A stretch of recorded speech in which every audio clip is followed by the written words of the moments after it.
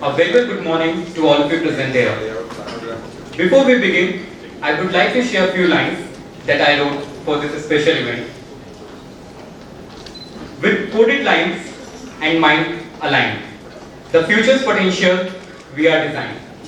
At MANAKRITI's heart, new pathways start, where human skill and AI impart. Through learning spark and breakthroughs bold, AI story yet to be told. And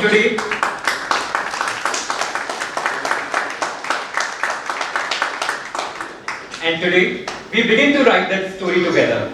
Welcome to the first ever edition of our AI Conclave, MANAKRITI at XLRI. At its core, MANAKRITI is a fusion of two powerful ideas, Mana and Kriti. Mana, the intellect, the power to think and evolve. Kriti, creation, the ability to innovate and transform. And what better way to embody this than artificial intelligence, a force that is changing industries, disrupting traditional models, and redefining the way we work, think and innovate. AI is no longer a distant future. It is here, now, and changing the very fabric of business. And that is precisely why we are here today, to explore, to debate, and to uncover the immense potential of AI-driven business transformation. I am Pratik Sharma, and joining me on this stage is my co-host Nidhi Unyal, as we embark on this incredible journey together. To formally begin our conclave, we will light the ceremonial lamp, a timeless tradition that symbolizes the pursuit of knowledge and wisdom. This act represents the spirit of enlightenment that today's discussion aims to inspire, ignite new ideas, and illuminate the path towards meaningful insights and transformation. We would like to invite Father George Celestian, Director XLRI Jamshedpur, Professor Sanjay Patro, Dean Academics, under whose guiding hands the event has been possible, to join us on stage for the lighting of lamp, along with Professor Sunil Sarangi, CEO XC and co-convener placement. We also request our esteemed panelists to grace us with their presence on this stage. Requesting all the dignitaries to join us at the front, please.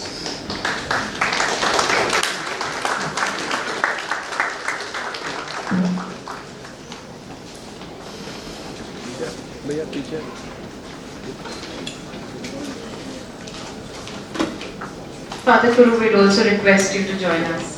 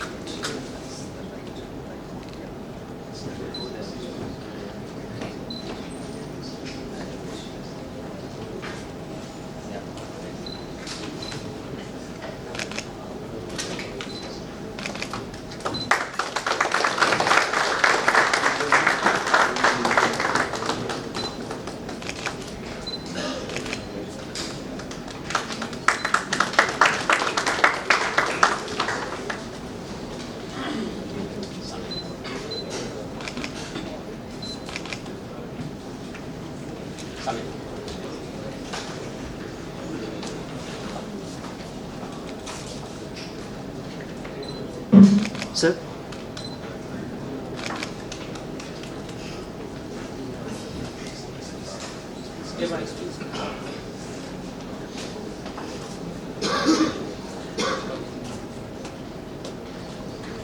Man, please.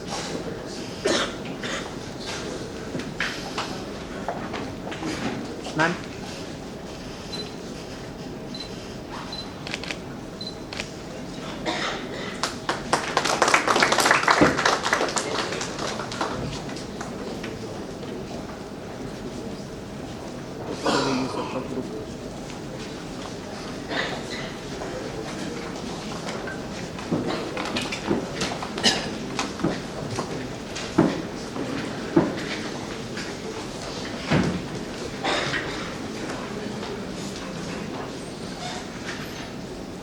We would like to invite Father George Sebastian, Director XLRI Jamshedpur, to share his thoughts about the event.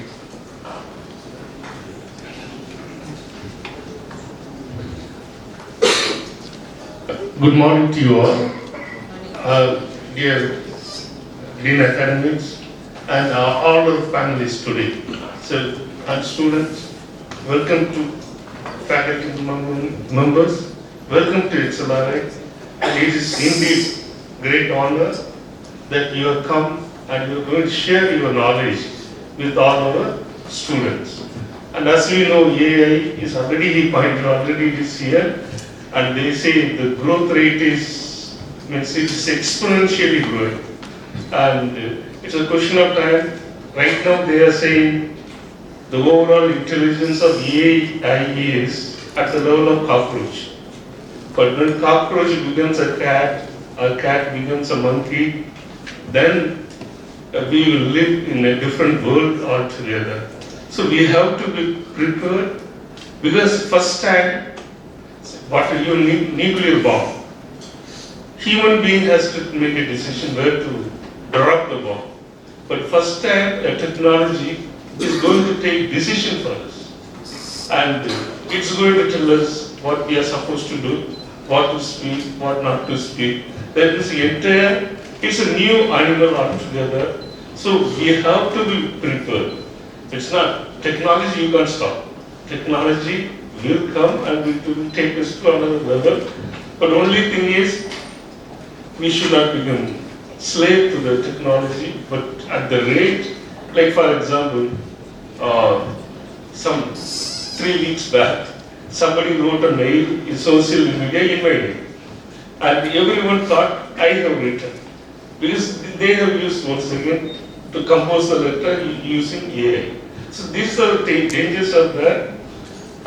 Anyway, it was not a bad letter, so no problem. But that's what we have to become aware of it. The positive benefits of AI, we should make use of it. Also, the danger, we should be aware of it. And I hope I can congratulate all the organizers of this event, contacting panelists, eminent experts, to come to excel and address our students. So once again, I thank you all. Welcome to XLRI. Thank you, Father, for your insightful perspective. We'd now like to invite Professor Sanjay Pastro to address us about the event.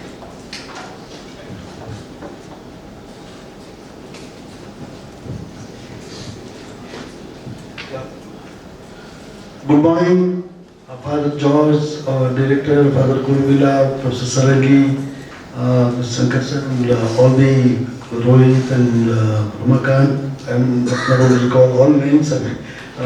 All the experts from the industry who are leading AI in the country.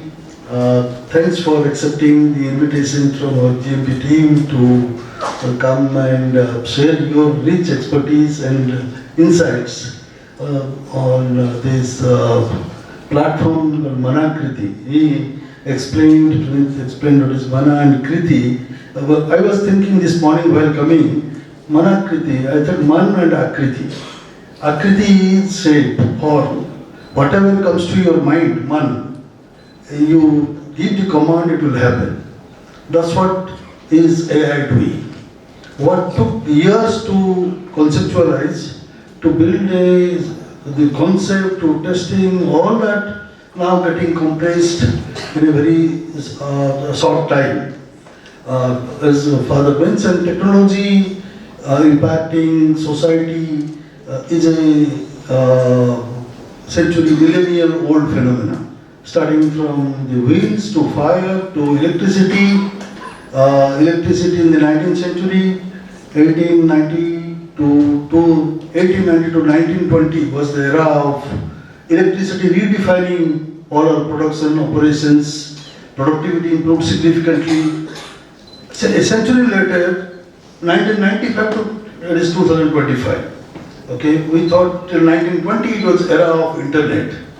Internet redefined again the businesses. I remember in 84-85 Rajiv Gandhi was Prime Minister when computers were introduced in India. There were large-scale strike abroad. The bankers, the railway people, everybody went on a strike. We can't adopt the Western technology for an emerging country like India, which has been blessed with so much of manpower. But then what happened? 20 years later, you see, in 1984 by 1995, IT became the largest employer for Indian youth. Within 100-kilometer radius of Jamshedpur, there are 7 engineering colleges where IT companies come and pick up graduates in busloads. We have never seen that in the 60s, 70s, 80s. Okay, people have to struggle to get a UPSC job, or then the banker, then railway. That was the ladder of aspiration for people. So today we are thinking of AI transforming the business and creating huge disruptions in the market, employability. But there are concerns of job loss, but that would be a temporary phenomenon. If you see, when the mechanization of agriculture, your tractors, harvesters all came in. US 90% of the people were engaged in agriculture. In 25 years' time, that 90% got reduced to 2%. What happened to US? They became better. Same people could now use their mind to solve the problems of the society in a better way, and the same thing is going to happen. We saw the mechanization of agriculture to computers, and in the early part of any disruption, we feel threatened by technology. But the pace of change is as we say, constant cliche we always say, but the pace of change, is not happening continuously or dynamically. It is on a steroid. When you give a steroid, it grows exponentially. That's what is happening. We thought ChatGPT, Gemini, these are the leaders in AI. And they've invested for last 3-4 years huge amounts of money, billions of dollars, huge manpower in R&D, and essentially using the GPUs, graphical processing units from NVIDIA, which benefited the most. Okay, its market cap went beyond that of Apple and other, Microsoft and other firms. But then January 27 perhaps, what happened? DeepSeek. The next week, NVIDIA's market share, the market cap on one day fell by $420 billion.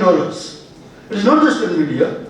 The market cap of all the big four, what we say, Google, your Meta, Microsoft, all the tech companies, because the threat came from China.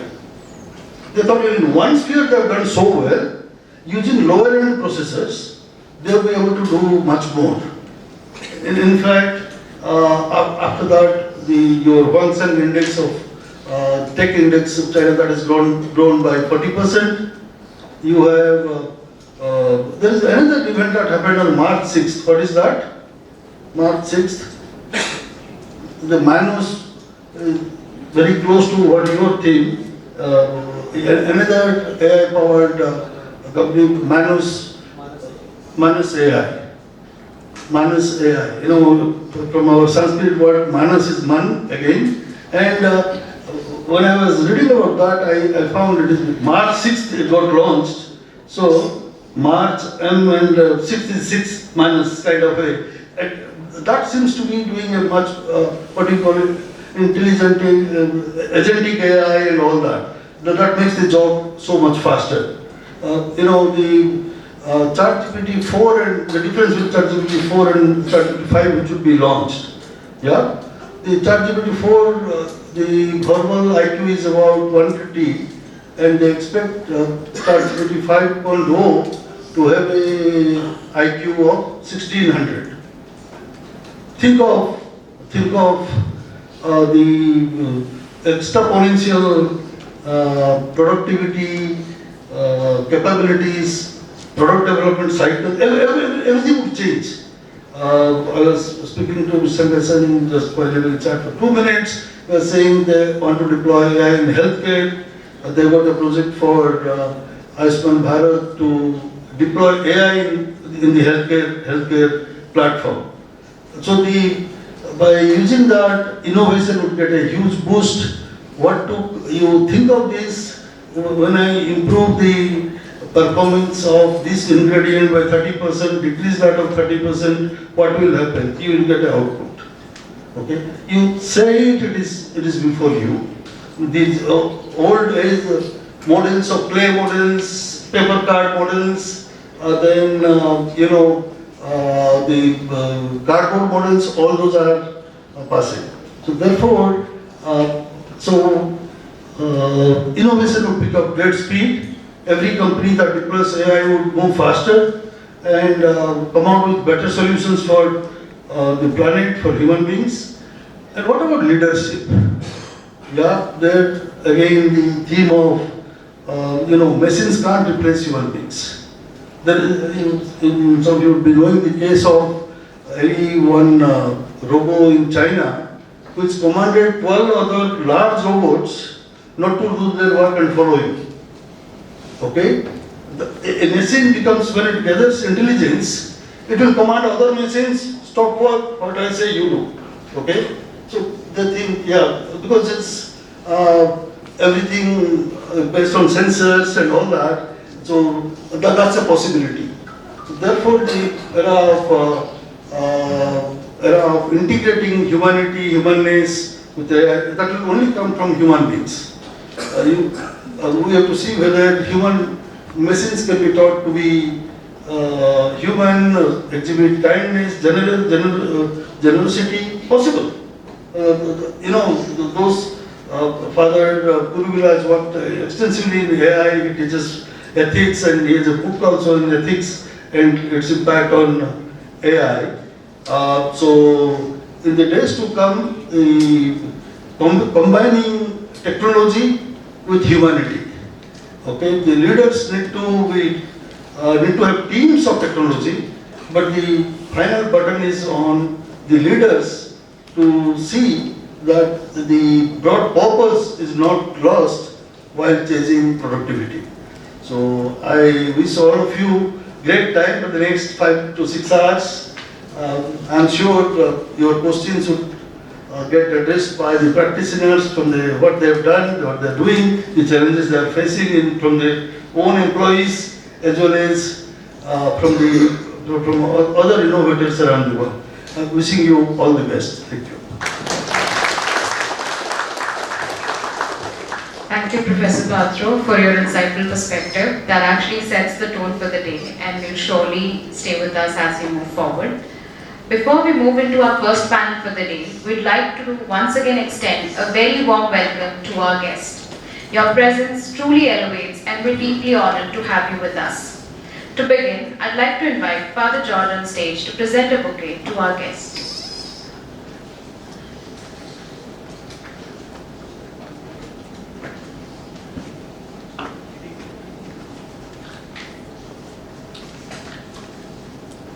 I'd like to invite Mr. Srivatsa Subbanna, Senior Vice President and Head Intelligent Automation in AI at Axis Bank.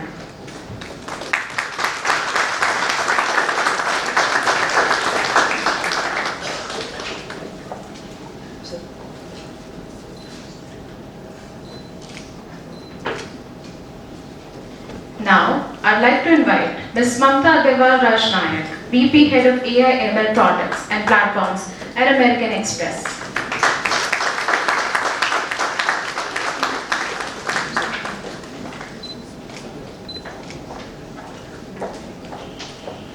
Now inviting Mr. Devayan Nath, Associate Director at PwC India.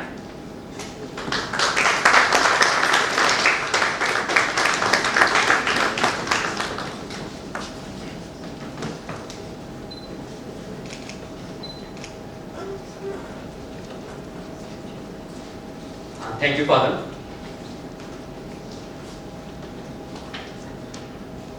I would like to invite Father Guru.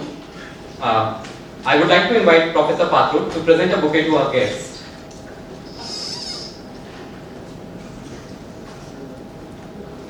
I would like to invite Dr. Sanmitra Sarkar, Senior Director and Global Head of Gen AI and Agentic AI at Capgemini.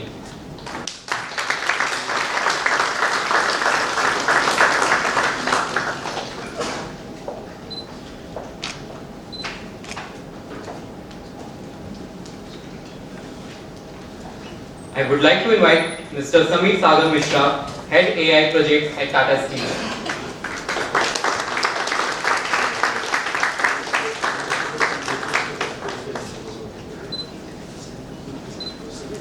Sir.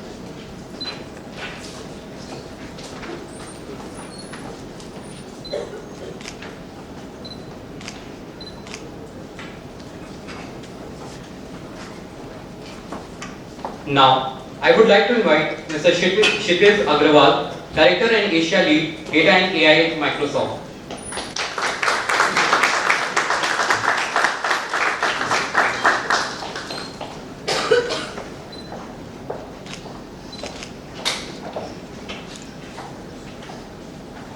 Thank you, Professor Pastro. Now inviting Father Guru on stage to present a bouquet to our guests.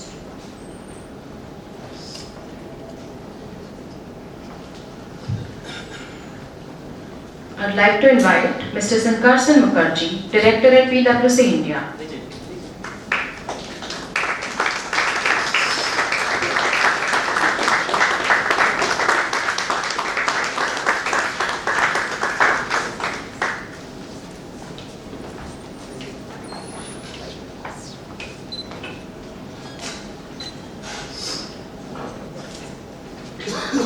I'd like to invite Ms. Anne Grace, Director at Verizon.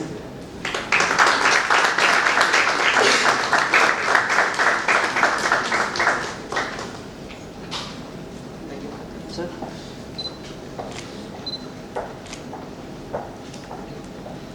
Now inviting Mr. Raman Kumar, Principal and Applied Data Scientist at Microsoft.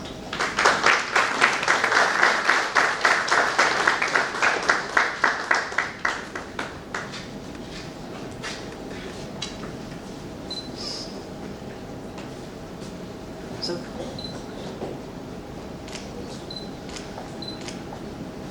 Thank you, Father.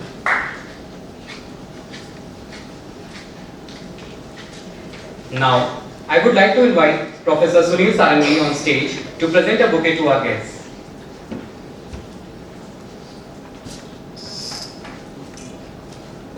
I would like to invite Dr. Amit Sachan, Vice President GU.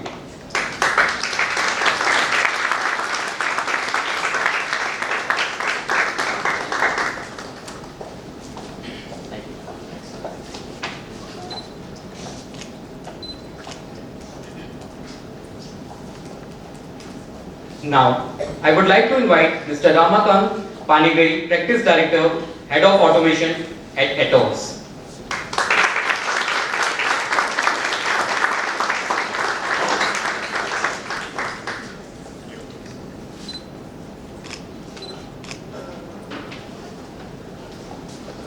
Now, inviting Mr. Rohit, Senior Director, Data Sciences at Target.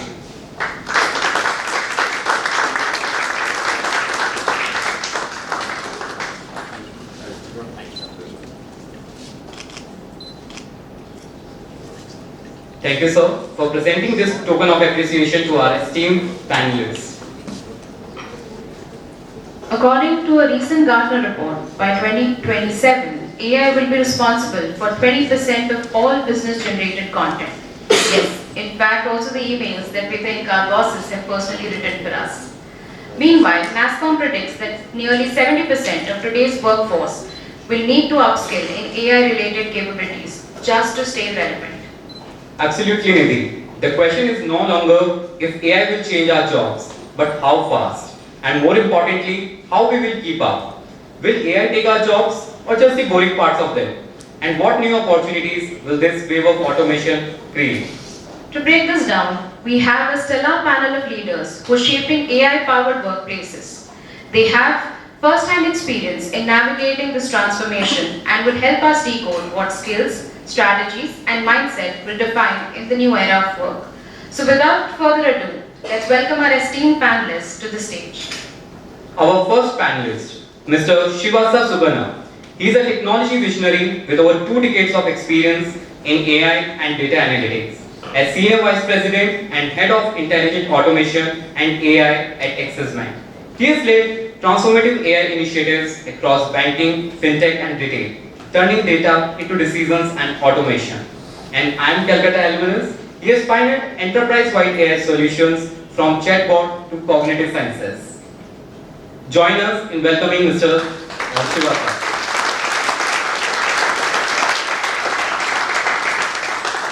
Our next panelist, Ms. Mamta Agarwal Rajnayak, is the VP Head of AIDA, Enterprise AI ML Products and Platforms at American Express, where she and her team are shaping the future of AI-driven decision making. With 18 plus years of experience in AI, decision science, and digital transformation, she blends technical expertise with a knack for innovation, quite literally, as she holds multiple patents. Mamta has not only built cutting-edge AI solutions, but also led D&I initiatives and branding initiatives with her organization. She's collaborated with the universities to enhance advanced analytics program and mentor some of the aspiring data scientists and machine learning engineers. Recognized with multiple accolades in AI analytics leadership, Mamta has also served as a jury and member for the prestigious awards like FEFU Awards by Financial Express. Today, she joins us to share her insights on evolving AI landscape and what it means for the future of work. Join us in welcoming Mamta.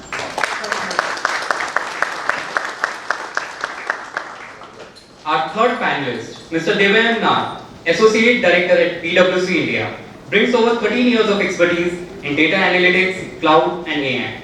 From leading AI-driven analytics projects to integrating cloud technologies across telecom, retail and tech. He has been at the forefront of digital transformation. He has successfully navigated cross-functional teams and agile practices, ensuring AI solutions are not just innovative but business-ready. Join us in welcoming Mr. Devayan Nath. Next up, we are honored to welcome Dr. Sanmitra Sarkar, a distinguished AI leader with nearly 2 decades of industry experience. He is currently the Senior Director and Global Head of Generative AI and Agentic AI at Capgemini, where he is spearheading the Gen AI Center of Competence and driving AI-powered innovation for global clients. Previously, he spent over 12 years at IBM and worked with TCS, HSBC and Nielsen, leading multi-million-dollar AI analytics initiatives across industries. A certified IBM Master Inventor, he has 12 US patent filings and has mentored aspiring innovators. Beyond the corporate world, Dr. Sarkar is a passionate academician, having taught AI, data science, and ML at esteemed institutes like IIFT, IMI, and IBS.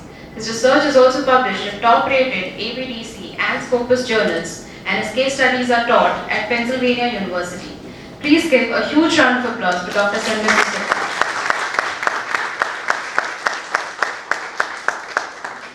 Next, we have Mr. Samir Sagar Mishra. He is the head of AI projects at Tata Steel, with over 13 years of expertise in advanced analytics, data governance, and cloud-based solutions. A result-driven data and AI professional, he has a deep proficiency in Azure data and AI services, including Databricks, Synapse, Power BI, and Azure API. His expertise includes architecting scalable data platforms, deploying large language model-based solutions, and enabling actionable business intelligence through data engineering and visualization. Additionally, he excels in building strong customer relationships, driving digital transformation, and fostering cloud adoption. Please give a huge round of applause for Mr. Samir. Next up, we have Mr. Kshitij Agarwal. He's the Asia leader for data and AI at Microsoft, driving AI and data-led transformation across small, medium enterprises and channel partners. With over a decade of experience in cloud, AI and analytics across sales, strategy and production role, he's also led global initiatives scaling AI adoption and cloud modernization in both startup and big tech space. He holds an MBA in marketing and finance from XLRI Jamshedpur and is a software engineer from Delhi University. He's a sought-after speaker at industry conferences and a mentor to emerging business and tech professionals advocating for continuous learning and innovation in the rapidly evolving field of artificial intelligence. Please give a huge round of applause for Shubha Jyoti.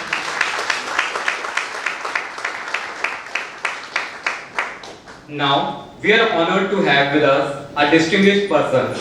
Please welcome Professor Dr. Kuruvilla Pandikatu SJ to moderate our discussion.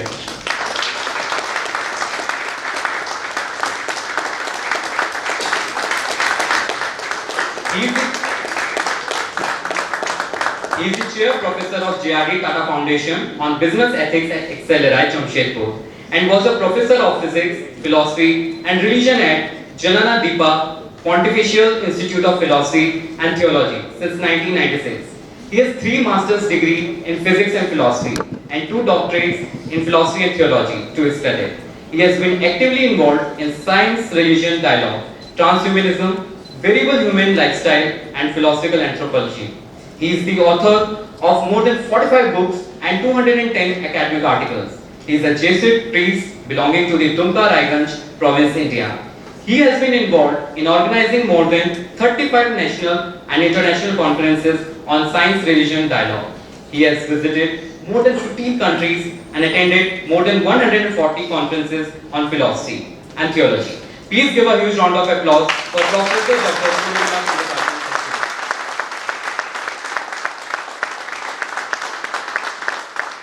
Over to you, Father Kuru. Hello. I want to thank very especially the organizers for having taken up this special topic, so relevant and something that will be with us for at least the next 20 to 25 years. And once again, on my personal behalf, I want to thank each one of the panelists for not only having taken the time, but also spending the energy, both physical, mental, for sharing your valuable insights, and I'm sure for sharing the insights that will be useful to all our students. And for your information, I want to especially thank the students because they have only 1 week left here in this campus, and to sacrifice just the last moments when they are packing things and bidding farewell to one another, and to come for this event is actually a very, very special and unique phenomenon. They do consider this topic and you, the panelists, so important. That is why they are here. So, thanks to all. Welcome to this panel discussion. I have prepared quite many questions, but maybe I would limit the questions to a few. I would rather have the audience also take active part in the questioning process so that we can make it a process of dialogue. The first question to all the panelists. What about the impact of AI on high-skilled professions?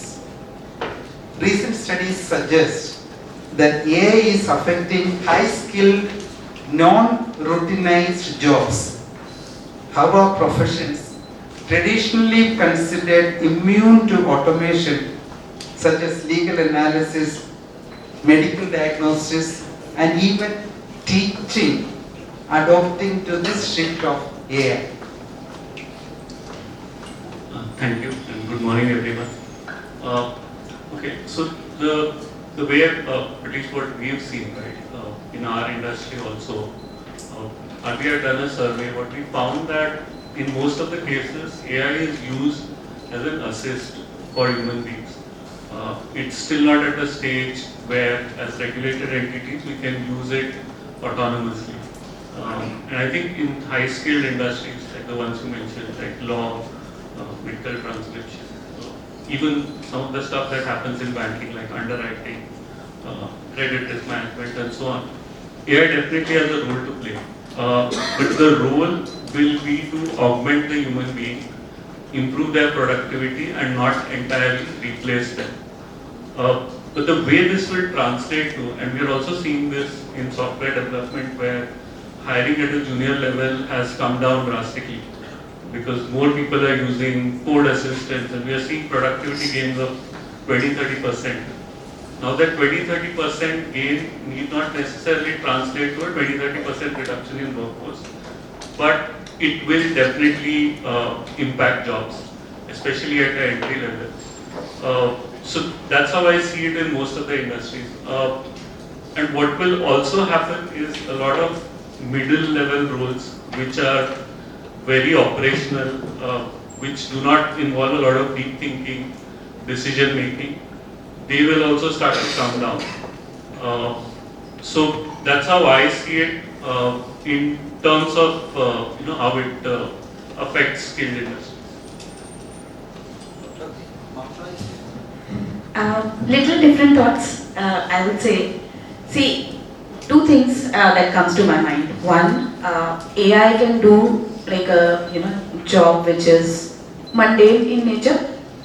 In future, somewhat now as well, the AI is able to take decisions, but you can't hold AI accountable for the decisions that it is taking. For that, you need someone who has not only the IQ. I remember in the beginning, in the welcome address, Professor Patro said that ChatGPT 4 will have a 1600 IQ. 1600 IQ is important. Human beings do not have that.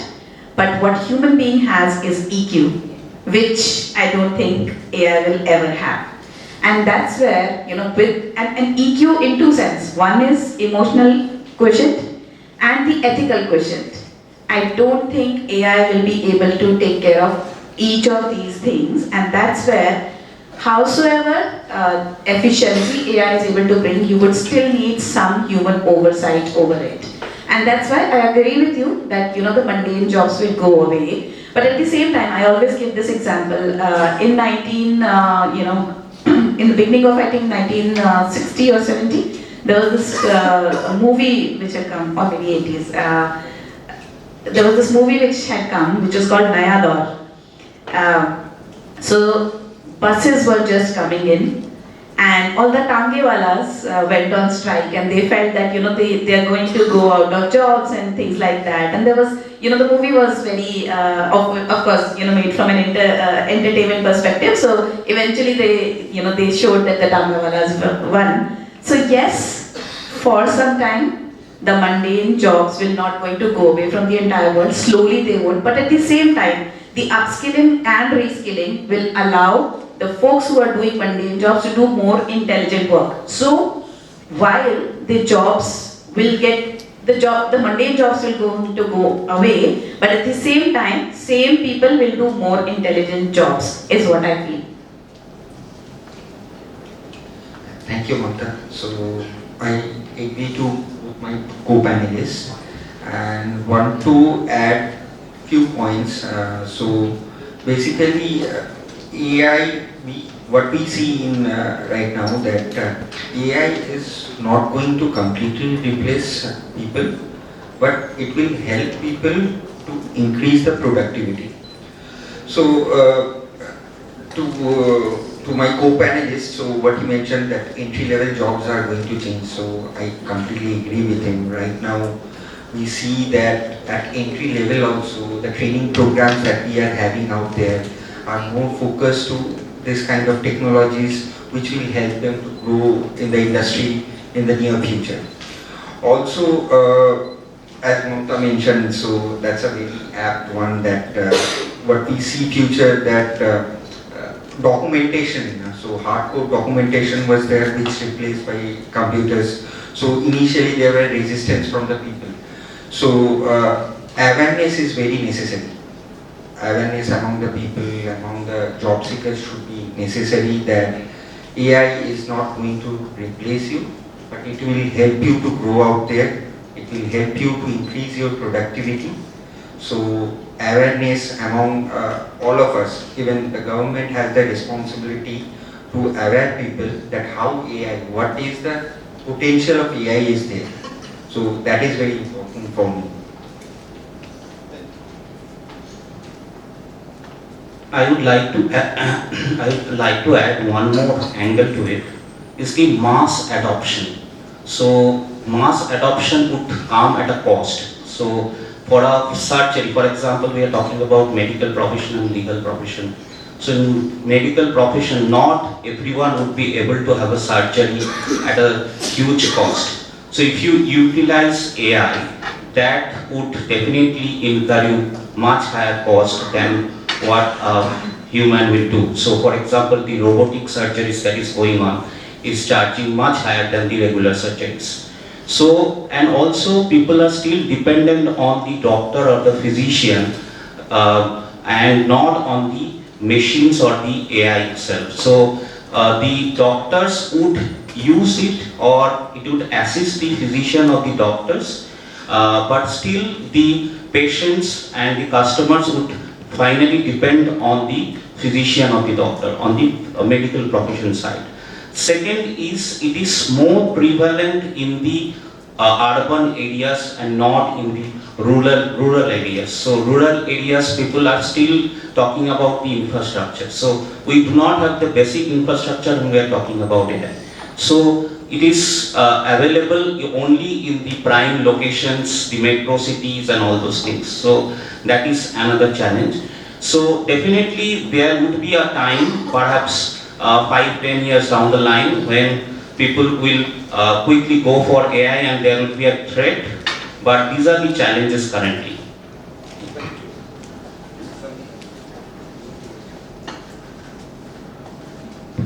Hello. Yeah, first of all, thank you for having me over here. It's a pleasure to be in XLRI and in the panel and talking on such a hot topic on AI. It's very close to me as well as it's my profession and I'm working towards it. So thank you for that. I think first before answering this, I think AI was there for long. It was there for last 60-70 years, right? And then machine learning was there for 30 years, deep learning was there for 20 years. These transformer models, these were there for 7 to 8 years. Even in fact, we are talking about GPT-4, 3 and all. GPT-1 came in 2018, GPT-2 came in 2019, yet nobody was talking about that. It's 2023 when ChatGPT was launched.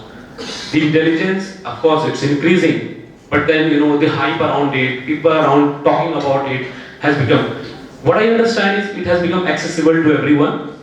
Initially gone are those days when we need a data scientist specialized skill to do some projects and then get an insight. Now it's in everybody's hand. That is something which has made it a big impact, which I understand. Specifically in the high professional areas also, I'll give you just one example. A few years back, I happened to visit CMC Vellore, Krishnan Medical College, just for my father's checkup, and I was standing outside waiting for my turn. And one of the patients went inside. He was from Bangladesh, who was not knowing Hindi, not knowing English, only Bengali. And after 5 minutes, I was just overhearing the conversation between doctors. Doctor was trying, "Kya problem hai? Kahan dard hai? What is the problem?" And he was constantly talking in Bengali. And after 5 minutes of time, they both came out and they were like, "Anybody knows Bengali, Hindi, English?" So I translate that. So what has happened here? 3 things. One, there was a communication problem, language barrier. Second, time wastage on both ends, right? Doctor is a critical resource and they are, getting challenged by language barriers. Third, the patient who came from Bangladesh for treatment, at least for that current moment, he was not getting the treatment at all. So, can it be solved by human? Maybe not, because humans cannot be present in all the areas, right? But can it be solved by a technology in most cost-effective way? Definitely yes, and with the AI and LLM models in place, the conversations can become very easy. And so just think of a model in one place, voice assistant, which could have done this easily, and something which was 10 minutes was wasted in that could have led to a conversation between patient and a doctor. So that's how I see that AI will augment the high-skilled professionals. It's no longer that it will only displace the repetitive and routine tasks. The intelligence is going exponentially and it is going to definitely help, not displace, but augment and transform the roles of these high-skilled areas, be it legal, be it journalism, be it education, be it healthcare. In all places, I feel AI is going to be the added advantage. augment their time, free up them for more important work. For again, in terms of health, it's my favorite topic. I've worked a lot in healthcare as well. So today, if we go to a doctor, we see that doctor talks to us for 2 minutes and does a lot of work in their healthcare information system (HIS) for say 5 to 6 minutes. Out of those 8 minutes or 10 minutes, only 2 minutes is given to the patient. The rest everything they are doing on the system. So imagine a situation when AI is there and doctor is talking to you, understanding your pain, giving you instructions, improving that personal care. And rest everything is done by AI. The prescription writing, the medical, the tests and everything. And 10 minutes full, you get the doctor's attention. That's where I feel that, it will not replace, it will augment the high professions. They will get more time to do more creative strategic thinking and less to do with all these transactional jobs, and adding the value for both the society, for themselves and overall the ecosystem. Thank you. Thank you, Samir. Shidesh? Yeah, a great point shared by the fellow panelists. But before that, it's an absolute honor to be among this august audience, and of course be back at my alma mater. I couldn't have said no for this opportunity. So really looking forward to this discussion and interacting with all of you even after the panel. Just a mandatory disclosure before I go ahead. What I express here will be in my individual capacity, not as a spokesperson of my employer.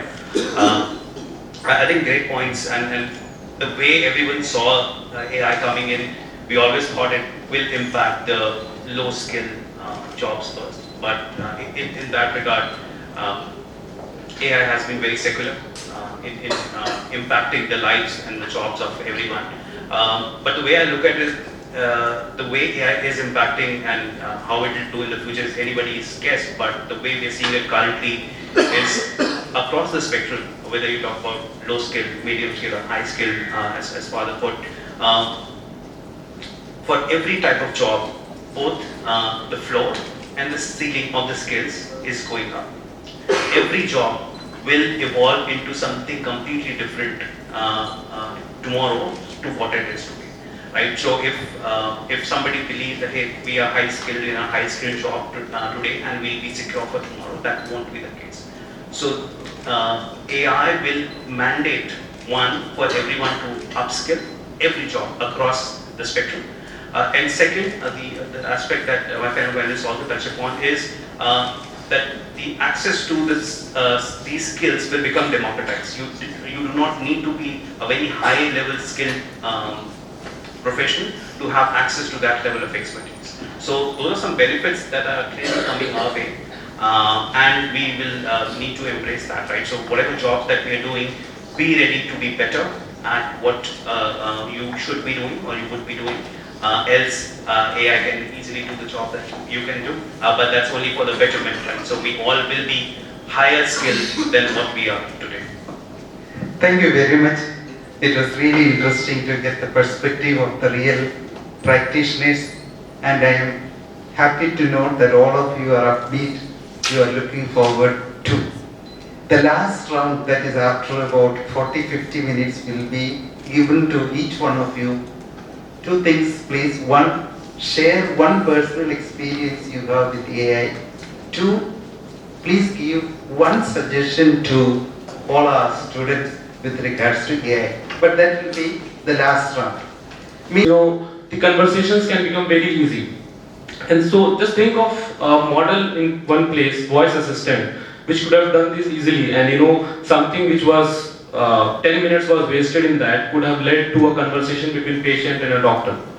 So that's how I see that AI will augment the high skilled professionals. It's no longer that it will only displace the repetitive and routine tasks. The intelligence is going exponentially, and it is going to definitely help, not displace, but augment and transform the roles of these high skilled areas, be it legal, be it journalism, be it education, be it healthcare. In all places, I feel AI is going to be the added advantage, augment their time, free up them for more important work. For again, in terms of healthcare, it's my favorite topic. I've worked a lot in healthcare as well. So today, if we go to a doctor, we see that doctor talks to us for 2 minutes and does a lot of work in their healthcare information system (HIS) for say 5 to 6 minutes. Out of those 8 minutes or 10 minutes, only 2 minutes is given to the patient. Rest everything they are doing on the system. So imagine a situation when AI is there and doctor is talking to you, understanding your pain, giving you instructions, improving that personal care. And rest everything is done by AI. The prescription writing, the medical, the tests and everything. And 10 minutes full, you get the doctor's attention. That's where I feel that, it will not replace, it will augment the high professions. They will get more time to do more creative strategic thinking and less to do with all these transactional jobs, and adding the value for both the society, for themselves and overall the ecosystem. Thank you. Thank you, Samir. Shidesh? Yeah, a great point shared by the fellow panelists. But before that, it's an absolute honor to be among this august audience, and of course be back at my alma mater. I couldn't have said no for this opportunity. So really looking forward to this discussion and interacting with all of you even after the panel. Just a mandatory disclosure before I go ahead. What I express here will be in my individual capacity, not as a spokesperson of my employer. I think great points, and the way everyone saw AI coming in, we always thought it will impact the low skill jobs first. But in that regard, AI has been very secular in impacting the lives and the jobs of everyone. But the way I look at it, the way AI is impacting and how it will do in the future is anybody's guess. But the way we are seeing it currently is across the spectrum, whether you talk about low skill, medium skill, or high skill, as Father put. For every type of job, both the floor and the ceiling of the skills is going up. Every job will evolve into something completely different tomorrow to what it is today, right? So if somebody believes that hey, we are high skilled in a high skilled job today and we'll be secure for tomorrow, that won't be the case. So AI will mandate for everyone to upskill every job across the spectrum. And second, the aspect that my panel panelists also touch upon is that the access to these skills will become democratized. You do not need to be a very high level skilled professional to have access to that level of expertise. So those are some benefits that are clearly coming our way, and we will need to embrace that, right? So whatever jobs that we are doing, be ready to be better at what you should be doing or you would be doing. Else AI can easily do the job that you can do, but that's only for the betterment, right? So we all will be higher skilled than what we are today. Thank you very much. It was really interesting to get the perspective of the real practitioners, and I am happy to note that all of you are upbeat, you are looking forward to. The last round, that is after about 40-50 minutes, will be given to each one of you. Two things, please. One, share one personal experience you have with AI. Two, please give one suggestion to all our students with regards to AI. But that will be the last round. Meanwhile, if any one of you have a question, I can take just one question now. Yes? Please come, give the mic, please. Nikhil?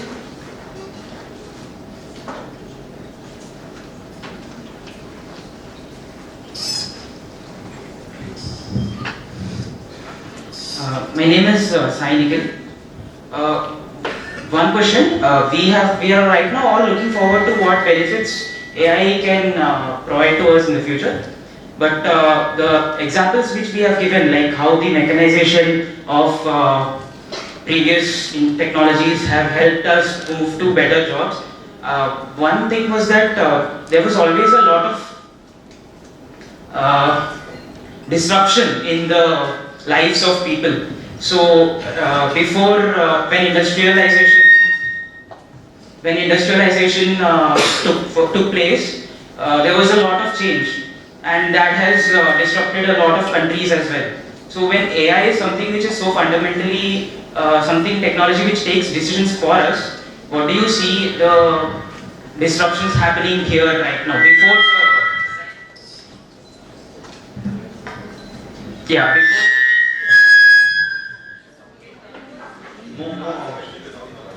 Before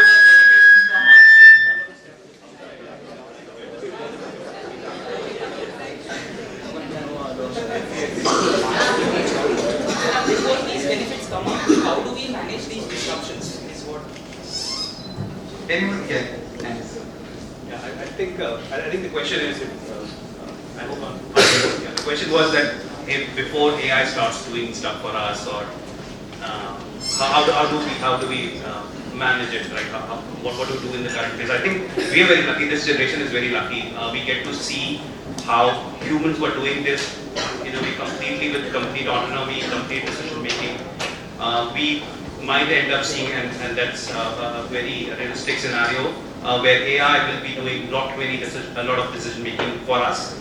But at least where we are today, it is more about decision aiding rather than actually decision making. So today we are not there. But the good part is that we can define how this journey, how the rules of this engagement between humans and AI will look, right? So we can define what the technology would be, what the business processes would be, what the social contract between humans and AI would be. And of course, there's a big role that everyone has to play in the society, right? So it's not just something which individuals or organizations will see as change. It is a society level, a civilization level change. So good part is that we get to see, define what it should be, what the boundaries of AI and the interactions and the autonomy that we provide to AI should be. And hence a partnership and a dialogue like this is super critical to bring those ideas out and to build that consensus on what the future with AI should look like for us. Thank you very much. Now let's move on to the second question that is connected with the larger issues of social and ethical implications. As AI systems become more integrated into decision-making process that you already referred to, what ethical and social considerations should be addressed to ensure fairness and transparency in the workplace?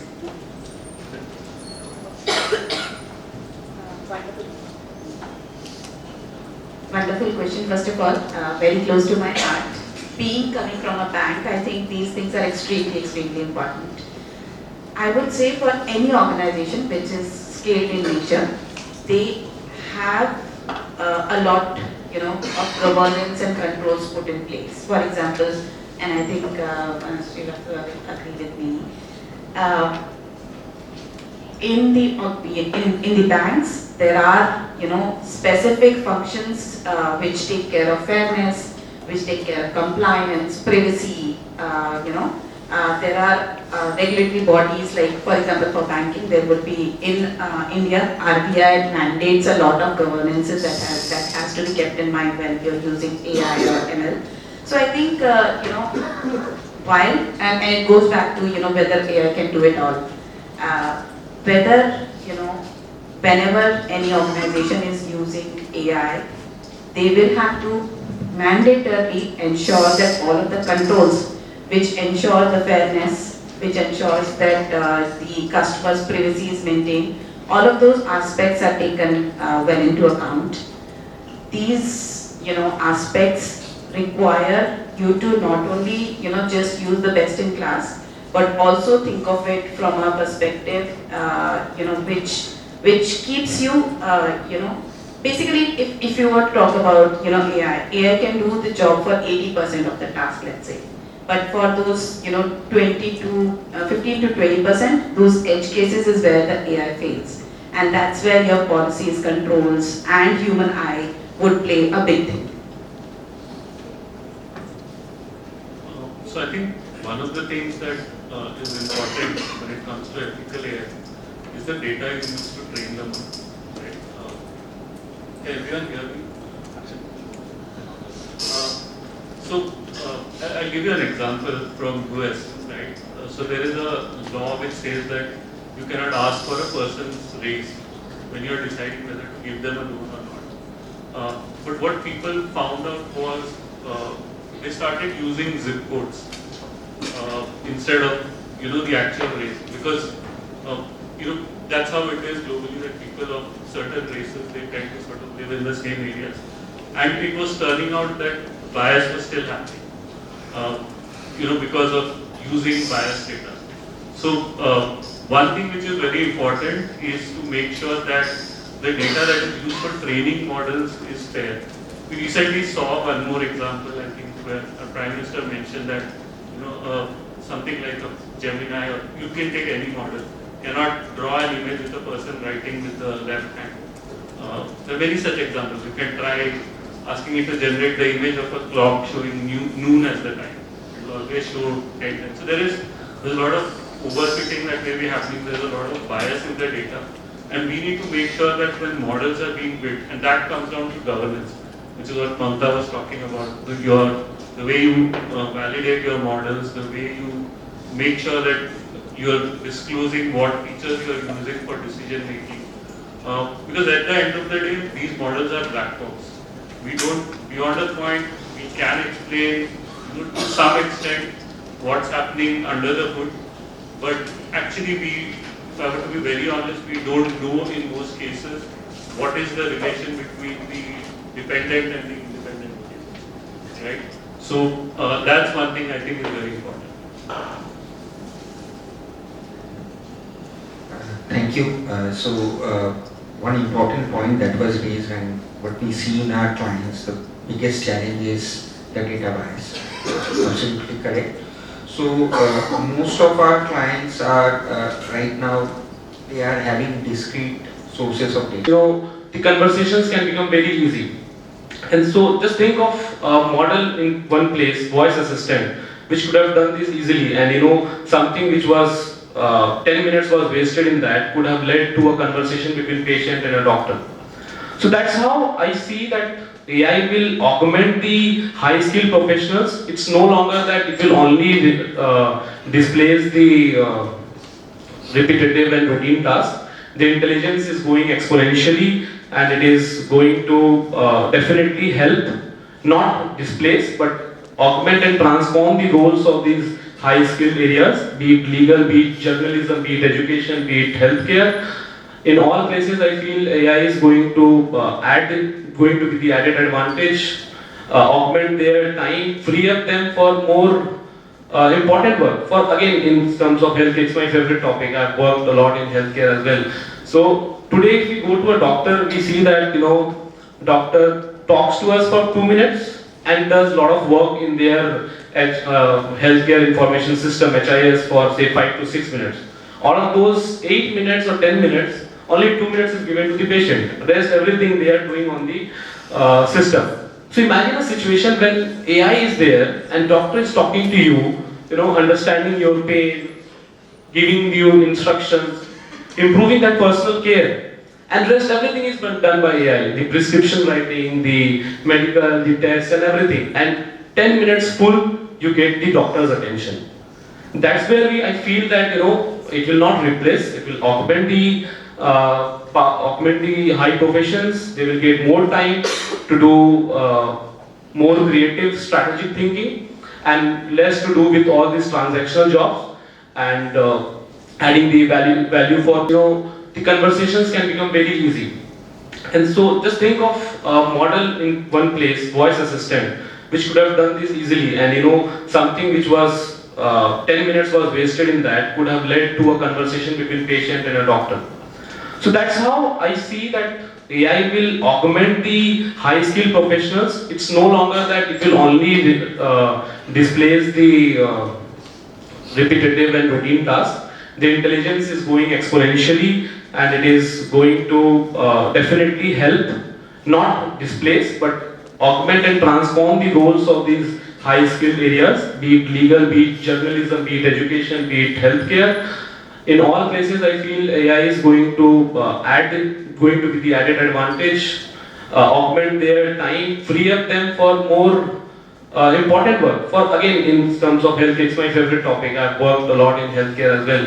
So today, if we go to a doctor, we see that doctor talks to us for 2 minutes and does a lot of work in their healthcare information system (HIS) for say 5 to 6 minutes. Out of those 8 minutes or 10 minutes, only 2 minutes is given to the patient. The rest everything they are doing on the system. So imagine a situation when AI is there and doctor is talking to you, understanding your pain, giving you instructions, improving that personal care, and rest everything is done by AI. The prescription writing, the medical, the tests, and everything. And 10 minutes full, you get the doctor's attention. That's where I feel that it will not replace, it will augment the high professions. They will get more time to do more creative strategic thinking and less to do with all these transactional jobs, and adding the value for both the society, for themselves, and overall the ecosystem. Thank you. Thank you, Samir. Shidesh? Yeah, a great point shared by the fellow panelists. But before that, it's an absolute honor to be among this august audience, and of course be back at my alma mater. I couldn't have said no for this opportunity. So really looking forward to this discussion and interacting with all of you even after the panel. Just a mandatory disclosure before I go ahead. What I express here will be in my individual capacity, not as a spokesperson of my employer. I think great points, and the way everyone saw AI coming in, we always thought it will impact the low skill jobs first. But in that regard, AI has been very secular in impacting the lives and the jobs of every India. Using the gear in a Fiat was such a manual task. When you're accelerating on a hilly area, you have to really balance out how you're pressing your accelerator along with your brakes and everything. But in today's world, the cars are so automated, right? You have your pilot controls, cruise control. I use that all the time when I'm driving on a highway, and then I, at times listen to music when I'm driving and things like that. That does not mean that the control has loosened up. Earlier, when my father used to drive 30 years back, he was focusing more on, using the manual aspects of the car, whereas today when I'm doing it, I'm more conscious about how close or far I am, from the traffic along. At that time, traffic wasn't so much. So would be the case for, your governances and policies. With the data increasing at an ever increasing space. I mean, in 2024, there was a study which came out which said that every day 400 TBs of data is being added. In retail, transactions happen every day, trillions of transactions happen every day. In medical sciences, images are built every day, right? And so on and so forth. Banking, again, so many transactions happen every day. We are sitting on a heap of data. To be able to draw insights from this data, you need AI, and hence there will be more and more requirement of such policy controls, which AI of course can assist you, but at the end of it, it is the policy maker's job which is going to become extremely important. Thank you very much. The next round we will have actually a few personal questions addressed to each one. Maybe we will begin with Shirish. Okay, we record your mandatory disclosure, therefore all that you are saying does it actually apply to the company, although it may be related to the company. So Shirish, the question. How is Microsoft driving AI adoption across enterprises in the Asia Pacific region? And what are some of the key trends that you observe? Great question, Professor. This is what I do at my day job, so I'm not disclosing anything that I shouldn't be. So see, I think it's very encouraging, and I've been in this industry for about 15 years, with Microsoft for a pretty long time, and we've seen these waves of technologies coming in, like the large, we've seen say IoT coming in, Web 3.0 coming in. even cloud, especially for the enterprise side, cloud was pretty big. But we never had a situation where the acceptance from the customers, from the enterprise was at this. In fact, it's to the tune that, and in my job, it's my job to go work with businesses so that they can understand technology and improve their business outcomes. So earlier we would approach them, hey, this is what you can do, we'll help them envision. Now it's the other way around. Enterprises want to do that. And the second big change that we're seeing, which is very unique to an AI moment, is that earlier it used to be led by, say, the middle management or the CXOs. Now it's actually coming right from the board. The board is asking the question to the CEO, hey, what is your AI strategy? So the challenges that we would earlier see about getting buy-in for technology decisions, they are actually fundamentally removed. So the conversations are not about, hey, whether we should be doing AI. The conversations are clearly about how AI can benefit us. Right? So while this is a great thing that we're seeing, the flip side of this is people are actually taking decisions in FOMO as well. So people have started their journey on AI without thinking through what the real business value of that AI use case. That's the denomination in which typically enterprises look at AI adoption. How that AI use case will add business value to them. How would they ensure that the user actually knows what to do, how to do. What is the path to scale this or modernize this in the future, right? Or how does it add up to the overall business strategy? So these are few things that are in a way getting missed out, or at least were missed out.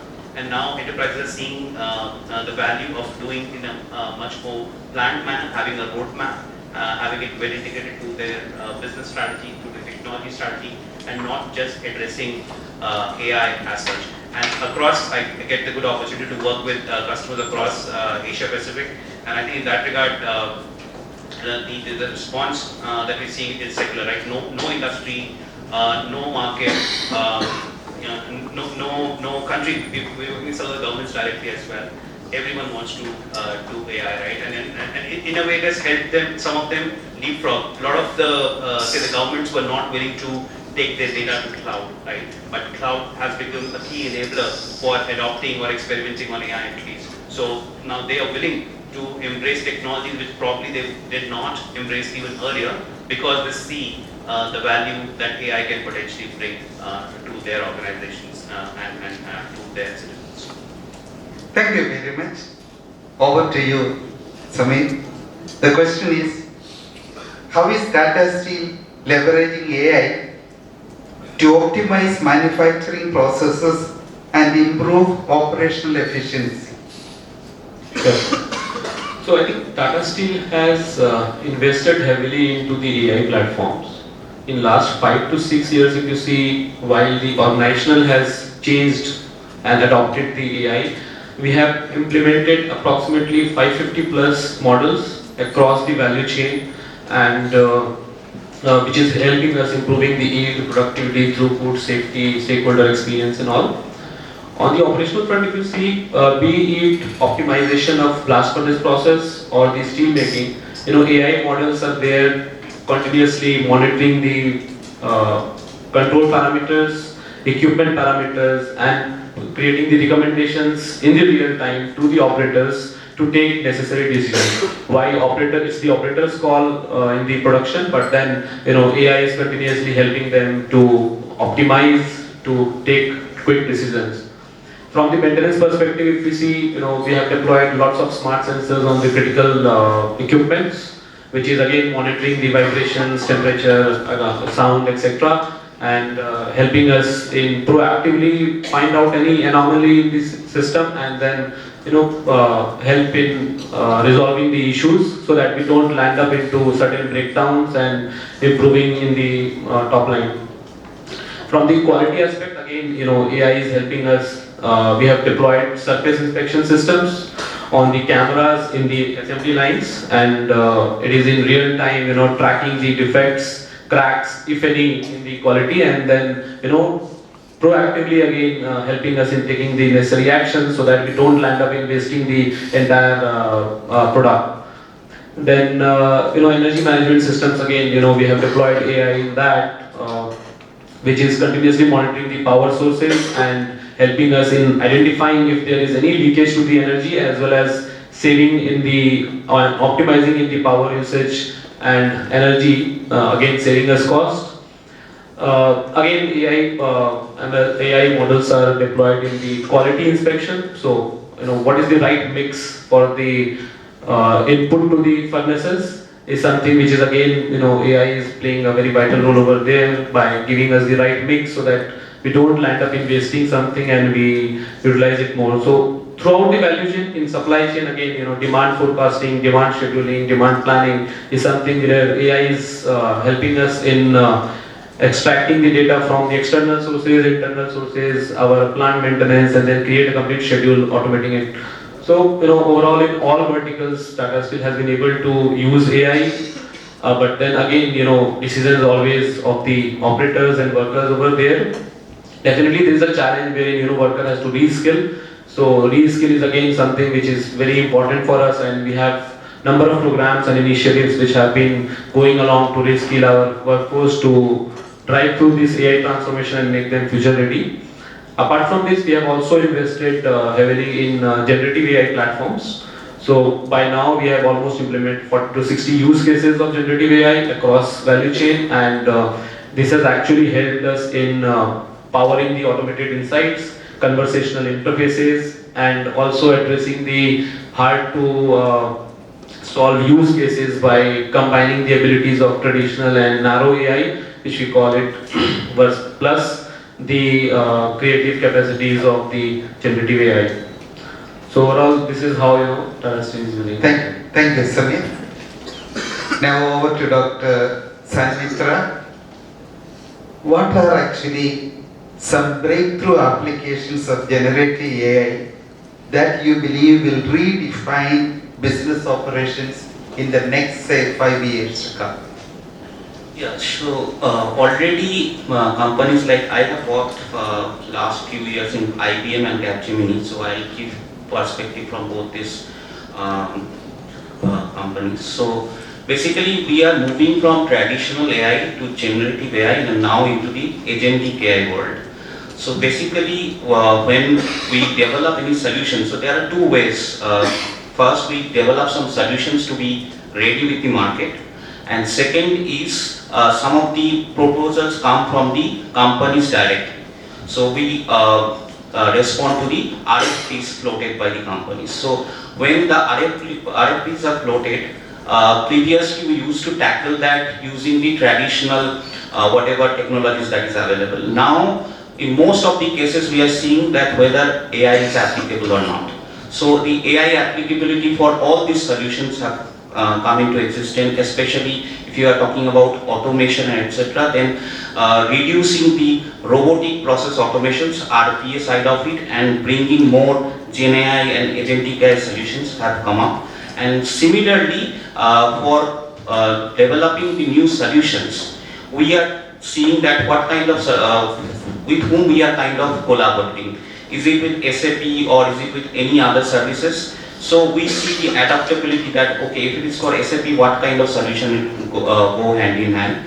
And I have seen that companies like IBM, who is also into the product development, they are also venturing into developing new LLMs, new kind of technologies which can enhance, or they do not need the assistance from the external world applications.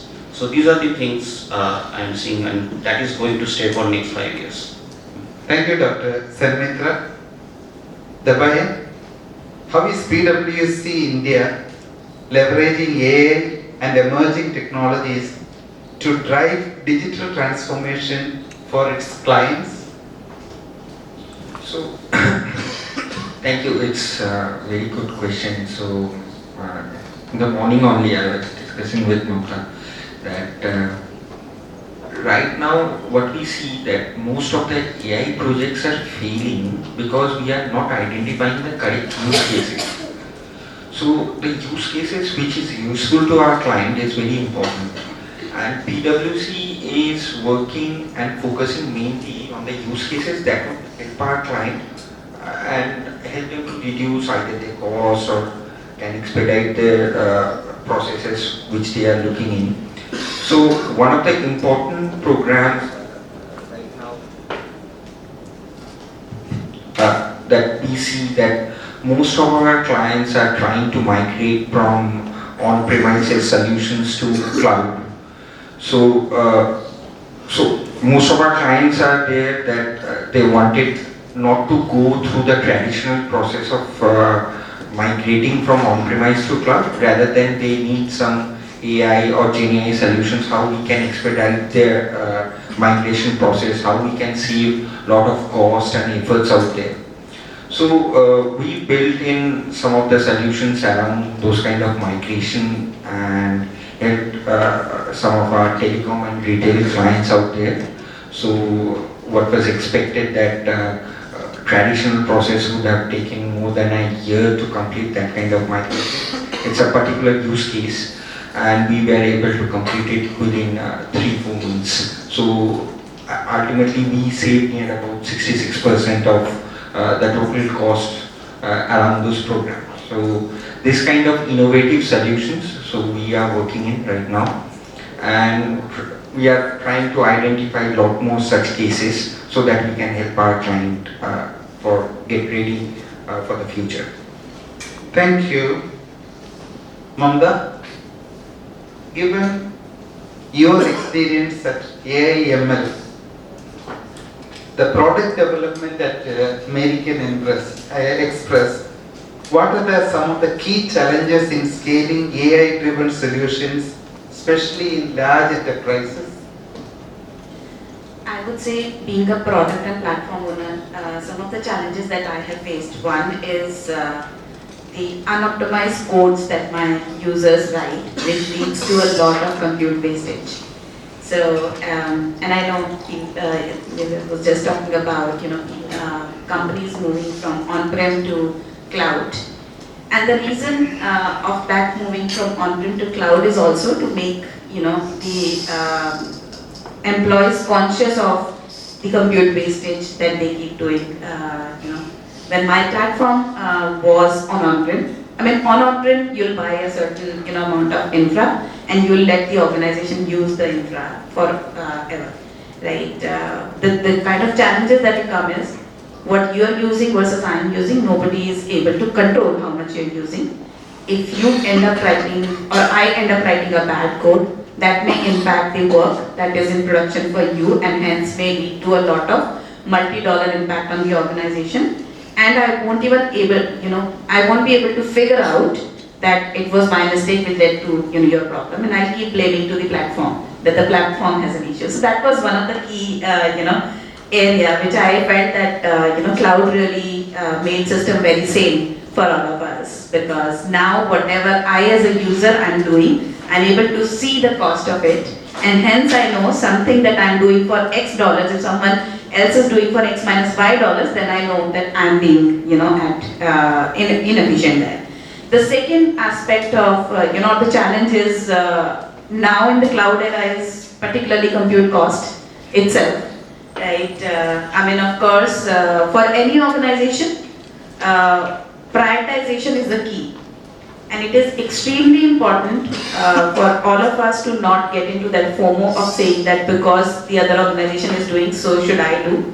And it's important for us to really prioritize the cases that it makes sense, particularly for my business.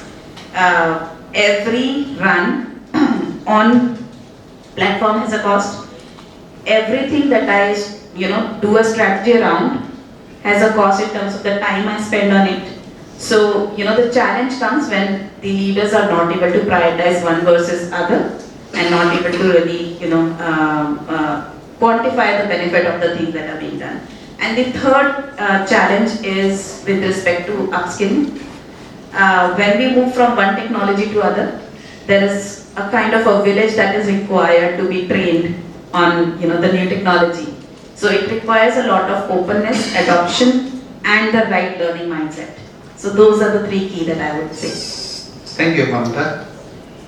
Srivatsa, how is Axis Bank leveraging AI and automation to enhance customer experience and operational efficiency?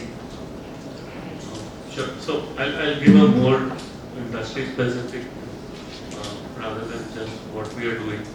So one of the things, earliest things that we have gone live with is a chatbot called Adi, which is live across more than 5,000 branches today. It's a Gen AI based chatbot which answers queries on processes, pricing, products and so on. So one of the challenges that all banks in India face, right, is attrition. So you're looking at like 30-40% attrition in branches. So you really don't know people.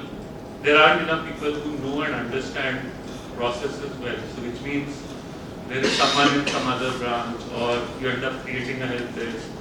So they call someone to get that information. But what we've done is we've enabled branches to ask questions directly based off a knowledge base, and they're able to respond to customer queries much faster when they're at the branch. So that's one area which is indirectly, as an assist, improve customer experience. Another area that the entire industry is looking at is contact centers, and that's a huge area of disruption. So today, I don't think anyone here has had a good experience calling a call center. Right, the wait times are very long. Again, same problem. Attrition, people don't know enough. So the way to solve it is sort of you take a 2-3 phase sort of approach. First is there are very standard queries that come in that, I want to increase my credit limit, I want to block my credit card. Things that are fairly rule-based, heuristic, which can be handled through voice bots.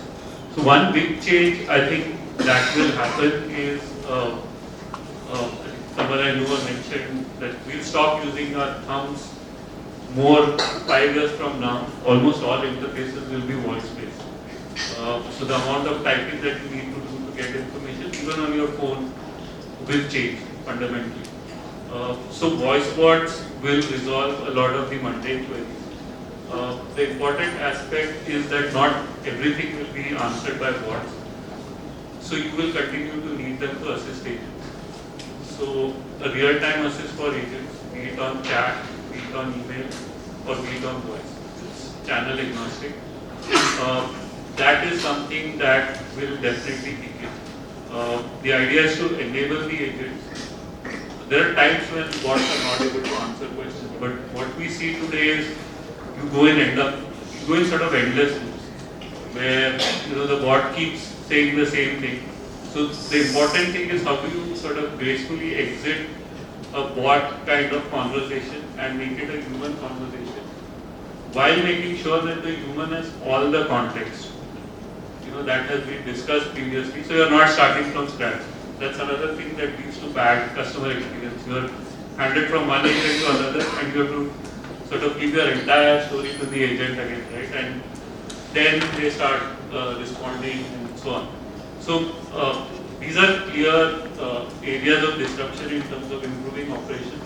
The other interesting area that I think we just started seeing is usage of multimodal LLMs to deal with challenges on extracting information from documents and so on. Because a lot of documents are not very standard.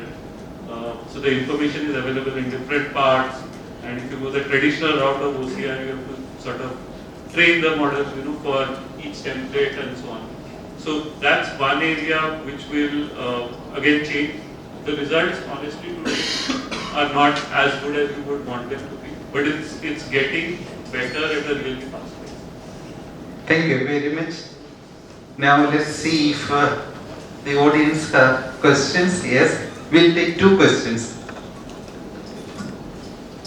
Hi, I actually have 2 questions. So I'll ask the first one first. So when eventually there is mass adoption of AI, then we will be held to a higher standard of productivity / operational efficiency. Then what is the metric that you guys are using for you to judge your employees on that metric? For example, I know that the IT sector is now using revenue per employee as a pseudo metric for this, but are you also using something on a daily basis for for you to judge your employees on that metric?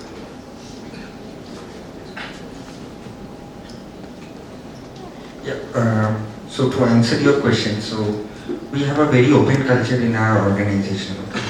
So we have programs like we collect ideas from our employees who are been trained or skilled in different AI programs out there, and we discuss all those ideas which are coming in. We have rewarding program. We value our people because we know people is our strength, and based on the ideas that are coming in, which are applicable for the market also to our clients, helpful to our clients. So we also assess our people on those ideas that are coming in, what they are thinking, which is apt to the market. So we also try to analyze our people from that angle too. To answer to your question on exact metric, for example, on my platform, there are about almost 7 to 10,000 people who come and use the platform every single day in the organization. So earlier for my team, the metric that we had kept was kind of a CSAT. So anyone who's coming and using the platform, are they happy with the platform or not, is the metric that we had kept. In order to get a good CSAT for their each capability, the team members started, really helping the users a lot and started giving them almost like a white glove service to, keep them happy. Now, in the AI era, the metric that we have changed is, along with your CSAT, I also want to know how many of the user repetitive queries you've been able to automate on the bot. So that, one, your users are happy, but at the same time, I also want to see how lesser time you are spending in giving them white glove service. So that's the other metric that I started looking at recently. Perfect. I have one more small question. So we do not know 5 years from now what are the things or what are the latest technologies that will be relevant, which is why for us to understand what sort of jobs that we are getting into, we need to understand what sort of education that will be required.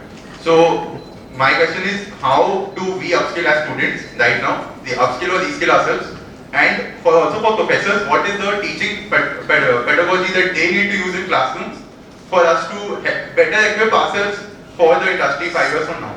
And also, on this question only, if you like, where do we reskill from is also another question. Yeah, so definitely you start learning the prompt engineering part. Also, the institutions need to kind of provide the education institute approved this chat GPT formats, like there are Microsoft Copilots, IBM Consulting Advantage. So you can try out with those. Try to learn what is retrieval augment generation, this kind of methodologies, how to use a vector database. So these things, along with a certain coding language like Python. So these are the things definitely needed. So be proficient with Python, learn about how to write the different prompt and prompt engineering, especially in approved tools like Microsoft Copilot and IBM Consulting Advantage, etc. And definitely a little bit of learning on the traditional AI/ML part as well. What is supervised learning, unsupervised learning, all those things need to be looked at. So there are multiple ways you can learn it. So one of the very good ways, you can just look at the YouTube videos. You search by your particular topic, there would be 5 different videos you can look at it, so that you can learn it practically. And definitely through the methodologies adopted by the institution, there would be specific courses on that as well that would help. Thank you. The last question is by Professor Vishwaballan.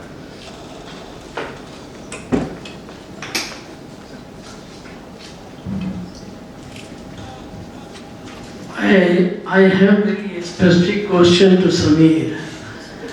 All the processes, whatever you have said, it was being done in any manufacturing industry, be it maintenance, be it quality control, be it temperature, everything. how that has been different because of AI, and because of AI, what kind of skill set and what level of personality is required. That is what I think is most challenging task. So if you can elaborate with one or two examples, that will help us little bit understand that how we need to gear up in terms of our classes and kind of thing, because it is important, because manufacturing sector contributes around 15-16%. We aspire that it should become 24 to 25% in next 4-5 years. And therefore it is important to understand how can AI and what kind of skill set is required for manufacturing industry. Sure, sir. I'll try to.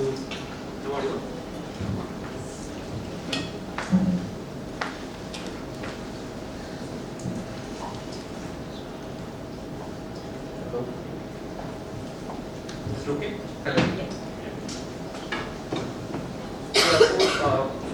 Very good question, sir. I think all the use cases which I have discussed, definitely AI was there in place for all those use cases. But I think nowadays AI is mostly used for generative AI, because that is something which is accessible to all, and we are mostly related to generative power, generative intelligence, which is AI is giving, and hence it is also very important with that. Generative AI is getting implemented into manufacturing as well. So while I talked about some narrow AI traditional models, which has already advanced us in help and helped us in increasing the productivity, nowadays what we have started doing is, like what I talked about was with the sensors, operating parameters, etc. But those insights which were previously coming in the form of data, and someone was supposed to understand that data. Because if you see a model, it will give you some data points as a form of insight. But now with generative AI, we are getting that cognitive intelligence putting into that, which is helping all the operators to take a right decision. So even in manufacturing, you have different sets of operators having different experience, with different tacit knowledge in place. But with generative AI, now we are able to bridge that gap between the operators. So one operator who has just joined, say yesterday, and an operator who was there for last 30 years, because of this generative AI capability and our traditional AI, which was already, we were working on it, we are now able to upskill that person, that the newcomer, not equal to 30 years, but very near to them, because now they have access to that knowledge, which they can easily help them to take necessary decisions out of it. If you see, traditionally we used to develop lots of dashboards, reports using AI. It was definitely a very good thing, but the judgment was left on the person. How you see that data, how you see that trend is something which depends on you. Right? In manufacturing, again, generative AI is helping us in translating those data points into automated insights, which is now freeing up people from going to a dashboard and try to understand the data points, and take necessary actions directly. One thing which we have done is automated insights mailer, which we have started, be it in operations, be it in safety, be it in marketing and sales. So there was a time when people used to read all the newspapers, external sources, and try to understand what it means for Tata Steel, how the competitor is working, what is there in external, and then they used to create complete news report, and by end of the day they used to share it with the senior leadership. Now we have Gen AI bots available, which is going across all the newspapers, whichever is publicly available, and then generating out of it, automatically curating the insights out of it, getting a complete mailer to the senior leadership, and automatically sending it in the real time daily, so that they don't wait for the entire day for someone to collate it, and they have all the insights. What are the risks? What is the going globally? What are they happening in the manufacturing sector? Everything is available now in the fingertips. That is what AI is able to help us in leapfrogging that. But even in safety, now traditional AI was like in safety we used to have use cases like TP detection, safety violations, etc. For that we need to have use sets of data points and then train a model out of it and then deploy it, and that traditional model was doing only specific one task of say PPE evaluation and all. Now with generative AI, the kind of AI which we are able to deploy that AI directly on the cameras. So now it is writing the constant commentary on what is happening in the shop floor. And we have standard operating procedures for each furnaces, areas, etc. Now we are able to marry it in real time with the SOP and the real time commentary, and we are able to generate violations which we have not even thought of. Like we can deploy the analytics for known use cases. But many times we have seen that it has detected that birds are coming inside your plant, which we never thought. But AI is not able to even give us those things, that even bird flock can come inside and create a problem. So that's how AI is helping us in safety, AI is helping us in operations, to understand, take better decisions. AI is helping us to be updated from the marketing external sources. AI is helping us in supply chain. Again, a typical use case of in supply chain was like we used to do a demand forecasting, and for that we need some external data points. Basis that we know that this is happening somewhere, so because of that some may happen and there will be a demand reduction in demand, and hence the planning was like that. But now with external sources handy available to us or to AI, and our plant maintenance data available to AI, our operations and orders, pending orders available to AI, AI is able to suggest us a plan to how to roll our and cast the entire operations. So that is something which AI is being used nowadays, and it is helping us. Thank you very much. I mean, your strength really is that you are in the field and you are enamored and fascinated by that. Thank you for your valuable contribution. Now I want to take you to out of your comfort zone, say to some areas which may not be all that appealing to you. I want to focus on the comments by the godfather of AI, Jeffrey Hinton, who was very much upset with the recent development of AI. And from OpenAI, Satyaka said AI could be the best or the last invention of humanity. And added to that, our Elon Musk, whom I don't admire much, he said AI is more dangerous than the nuclear weapons. I just want to hear your comments on this.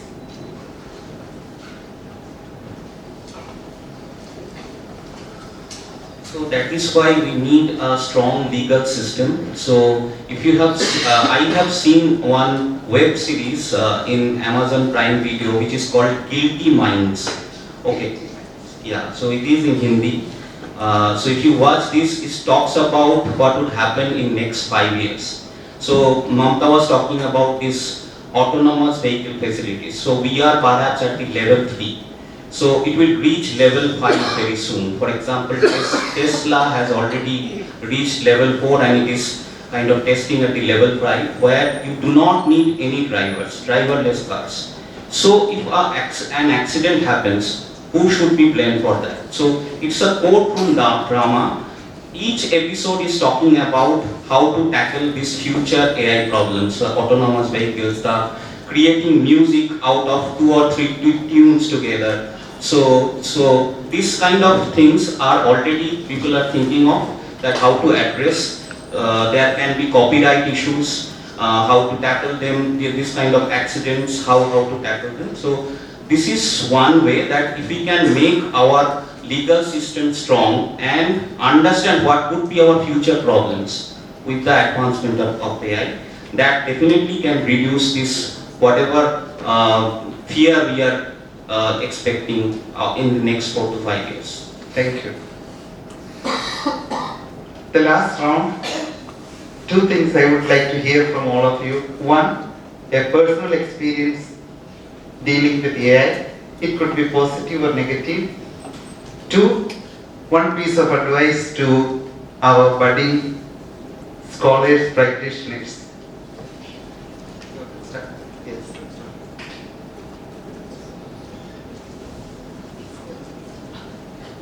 Sure. So, okay, in terms of usage of, are you asking about how we use it or? Any experience that you like to share with us? Your experience. Okay, so this is slightly funny. So, one of the things that happened was when the chatbot was rolled out, was we had an issue where people were complaining that some questions were not being answered. What we found out was the question that was being asked was, how do I break open the problem? Okay, so there are inbuilt guardrails in all LLMs. So it immediately recognized it was something illegal and it was stopped. So then we investigated, we tried to find out why this question is coming up. What we realized was the account holder was deceased and the relatives, they did not have the key. So they wanted to find out how to actually open the locker, right? And so we had to get them to rephrase the question, give it all the context, and then it mentioned exactly the process. So this is one experience where, and that's why I think someone was asking about governance and ethics. So a lot of these are not actually prescribed to LLMs or models.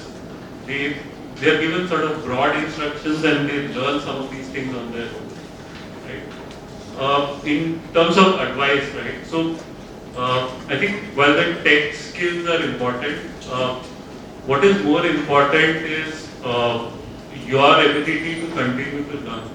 So the one thing that say in the tech world is once you build something, if you think your job is over, actually that's when it starts. So when things start getting used, people use it for the wrong things, people use it or they find a way to extend how it can be used for something else. And it evolves. In the same way, newer technologies come in, newer languages come in, newer models come in. And it's impossible as a human to keep pace and keep track of all of it. You may feel overwhelmed, we feel overwhelmed sometimes, that's okay. But the one thing that is most important is one, how curious do you stay over time while working on the same thing for years, right? How passionate do you remain about the industry you work in? Because what happens is you spend 5 years, 10 years, said, sometimes you think this is enough, I want to move on to something else, but you are afraid that I have developed all this expertise. So how do you continue to maintain that curiosity? The last thing I would say, which is most critical, is your ability to think from first principles. That is an absolute superpower. So any problem that comes to you, if you can break it down to its bare components, think about it differently, and then come up with a solution, you can pick up any new technology, any new skill. But that's easier said than done. Thank you. Experience, I would say, December 2022 when ChatGPT 3 was launched, everyone was super excited to try it out with their own hands. And I was confused what to try it for. So the question that I asked ChatGPT was, we feel we have more wisdom, whereas new generation feel they are more smart. What does ChatGPT think about? And I was amazed to see the response that I got from ChatGPT, and the response was, neither wisdom nor smartness is a function of age. So it depends on person to person, and I was happy to see that ChatGPT was able to come up with a response like this. So it was interesting. One piece of advice that I would like to give to all of you is, while there are a lot of new things are coming, in the interviews that you may be doing, for your placement, you may be asked a lot of these new things in the interviews, but once you go there and you start working, you may feel disappointed when not all the things that were asked in your interview are being, you're being allowed to work on. I would say that, don't mix the two things from an interview to really what you do in your job, because in the interview when they're asking you these things, the interviewers are trying to gauge how forward-looking and passionate about the latest and greatest which is happening in the industry. Whereas in practical world, they may not actually have reached there in the organization. They hired you so that in few years you will be able to help them reach there. So that's my piece of advice. Keep investing your time in the latest and greatest. That shows the curiosity you bring to the table. But be practical in your applications so that you're able to relate to the the theoretical aspect with the actual reality which is in the world. Thank you, Mamta. A kind of a funny experience that I had. So, a business problem I gave to my team, a team consisting of 10-15 members, and I asked them that what can be a proper solution to it and how can we help our client. So, out of those 10-15 members, I found 11 to 12 people are having the same answers. Okay. So, what I did, I pasted the same problem in ChatGPT and it gave me the same solution. Okay. So they all have used the same platform and they gave me the same answer rather than thinking that I will also try. So that is one experience I had of using AI with the team. And piece of advice I will give, what I have done, that you need to be open, learn whichever technology that is coming in. So you need to learn that, and not only trust AI blindly. And the third piece of advice, so as we all work for a purpose, okay, so either helping our client anyway, so try to identify areas or use cases which are apt to our client rather than jumping on any AI solution, working on any AI solution which can help our client.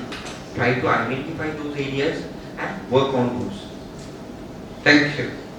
So, Sanmitra? Yeah, I'll talk about one invention of mine. So I regularly watch many crime thrillers, and I have found that it's very difficult for some time to identify the deceased person and all those things. So from that, it's a particular invention came to my mind, that how to find the person without CCTV or without any other help. And I used an olfactory signature, which is basically from your body. There is hormones always secreting, so you have a olfactory signature that exists. So through that, why can't we track that? So I discussed with our internal patent board, and they said we would not like to track humans. So that would be an ethical consideration. So then I thought that why not do this for any other animals? So I just changed that topic to domestic animals or the pets. In a smarter city, how to track them if they are lost. This is even more important for pets because they, if you have pictures of two pets, they might look alike. So in CCTV, from CCTV pictures, you will not be able to distinguish which one is your pet. So this particular olfactory signature would try to identify.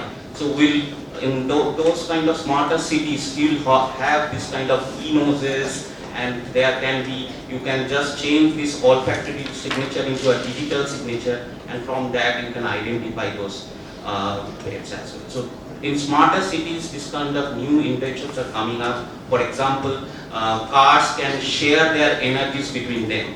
So only one particular battery which is attached to your car in an electric car is helping today. But in future, cars in between can share their energies between two batteries. So this kind of new inventions in the smarter cities are coming up. So that is one experience, and I would like to say to the students that they are management graduates. So first of all, they need to be very, very logical. So business problems, they need to understand what would be the solution, not try to force feed any particular solution, not only AI.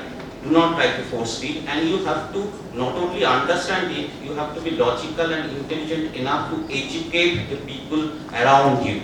Because even at the very highest level, I have seen many illogical people. So you have to be very strong at your logic and intelligence, and then perhaps you can learn anything. So that is my suggestion. Thank you. Did you apply for a patent for your e-nose? Yes. Okay. It has been already filed in US. Okay, thank you very much. Samir? Yeah, so I'll talk about one of the product which I have built. Like, here I am electrical graduate, right? But today I am heading AI. So you can see that how AI you can easily understand and you can develop some of the things on top of it. So what I have done is I have created one smart diary. It's basically a soft application where you write certain things. You just write. So maybe not in the current context, but what it does is I have given a backend of it and I have written like, say, tomorrow I want a haircut. Simple. And it understands what is to be done next, and basis the database, it is able to fire the agents in behind and do a calling, do a scheduling across 2-3 barber shops which are there in my near locality and get me the appointment fixed. So this is something, and this is done in a 1-day time. So I'm just trying to say that AI has become so easy for everyone to use that you can build such type of solutions very fast, very quickly, leveraging it. So that is one case I wanted to share. The second point for you all is business is now understanding AI, and AI technical people is also understanding business, because knowledge is now available to everyone. So it's no longer about domain expertise. You have to be interdisciplinary knowledge having with you all. You have to be constant learning. It is not that if you have got an expertise of one area, then you will always be the master of that. You have to be continuously working along with other teams, understand other disciplines as well, and hence continuously learning. So AI will stay here. Don't fear it. Make it your companion. AI will not replace humans. Probably it is said everywhere that human who's using AI will replace humans. So be in the first part, not the second one. AI is also making people lazy, because now my mails are getting automated, my tasks are getting automated, so I have a free time, let's enjoy. No, it's not like that. It is freeing you to do something more, so more tasks to be done in that free time, and hence utilize your time in learning, knowing new things, being aware of the new technologies, and be ahead of AI, because AI is ultimately way of human only and not the other way. So it will always be there, human race will always be there, and that's it. Yeah. Thank you, Samir. Forward to Shidish. So for me, AI, the benefits for me is that I believe fundamentally it's helped me appear or be smarter than I actually am, and both in my work life and personal life. So in my job, I end up meeting many CXOs across the industry, right? And you have to have very relevant conversations with them. So earlier it used to take so much time to go research the industry, go research the individual that you're going to talk about, what would be the conversation. Now practically I just put a name, and within seconds I get a very good contour of how that opening conversation should look like, right? So people say, oh, wow, he's talking so much sense. So, but that's not me. That's not me. The smart one is actually AI assisted Kshitij appearing smart. And on personal life, I think, and I thank AI for that even more. So I have a 5-year-old, so he keeps coming to me and asking all these questions. Hey, Baba, Mama, do you know whether a rhino is heavier or a hippo? Do you know? So, or hey, whether a jaguar is faster or a puma. So I had talked to about all of this at this level, but very simply I said, don't worry, let me ask AI. So between the mom and the father, he knows that Papa will have access to AI, and he can answer all these questions that he has in mind. So Papa gets to appear smarter compared to the mom. So I really love AI for that.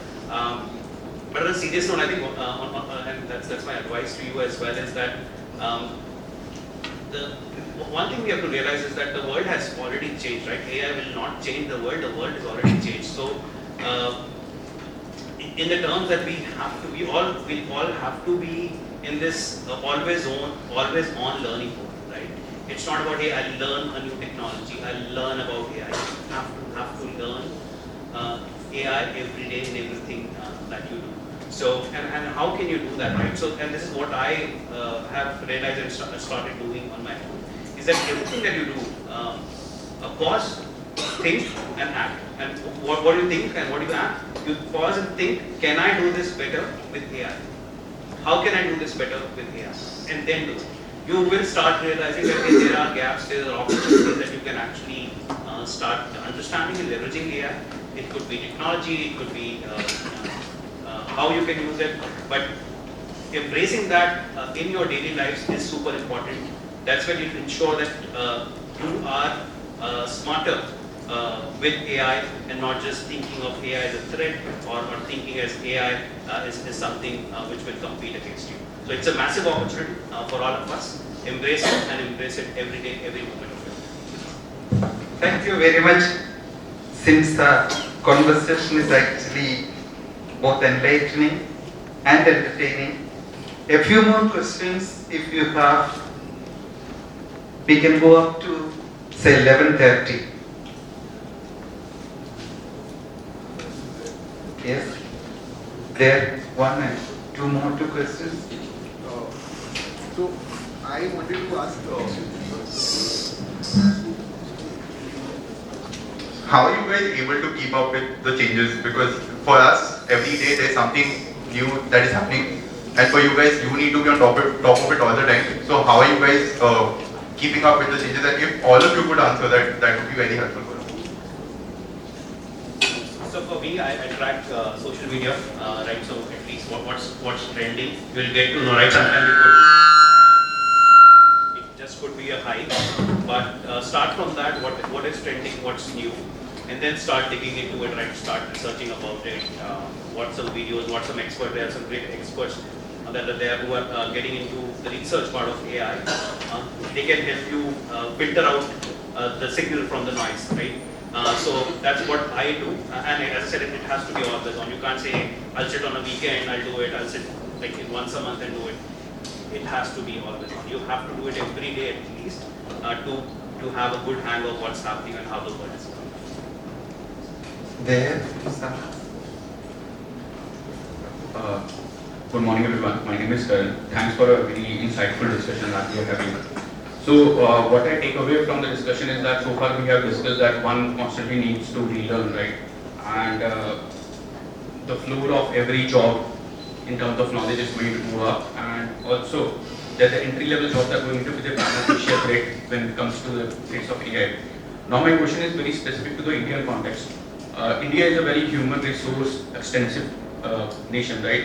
And if we compare it with the other European nations or maybe the US nations where the resources are, human resources particularly on the lower side, AI makes much more of financial sense for them.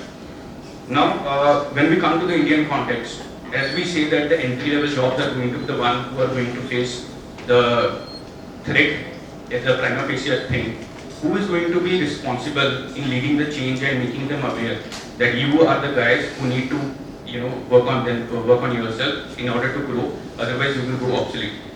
And why this specific question is because that entry level position or that entry level people who are working, they are the ones who are actually writing the Indian growth story. It is not you and me guys who are sitting at a much better position here. So it is that population who is constantly facing a threat. How do we make them aware? Who is going to lead the charge? Whether is it going to be the academic institutions? Is it going to be the corporation? Is it going to be the government? Who?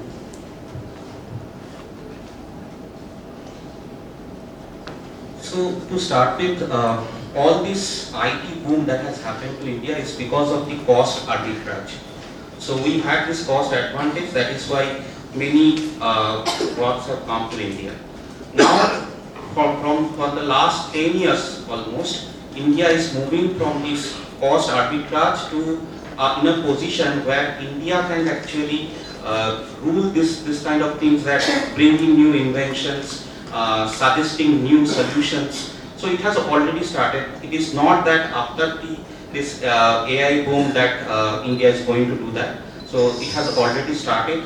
It is the institution, it is the students, it is everyone who is contributing. Even if you see the government policies, even the NEP that has come in 2020 is also contributing towards that. So it is a holistic thing that is going to help us. So not an individual's effort, it is the society as a whole.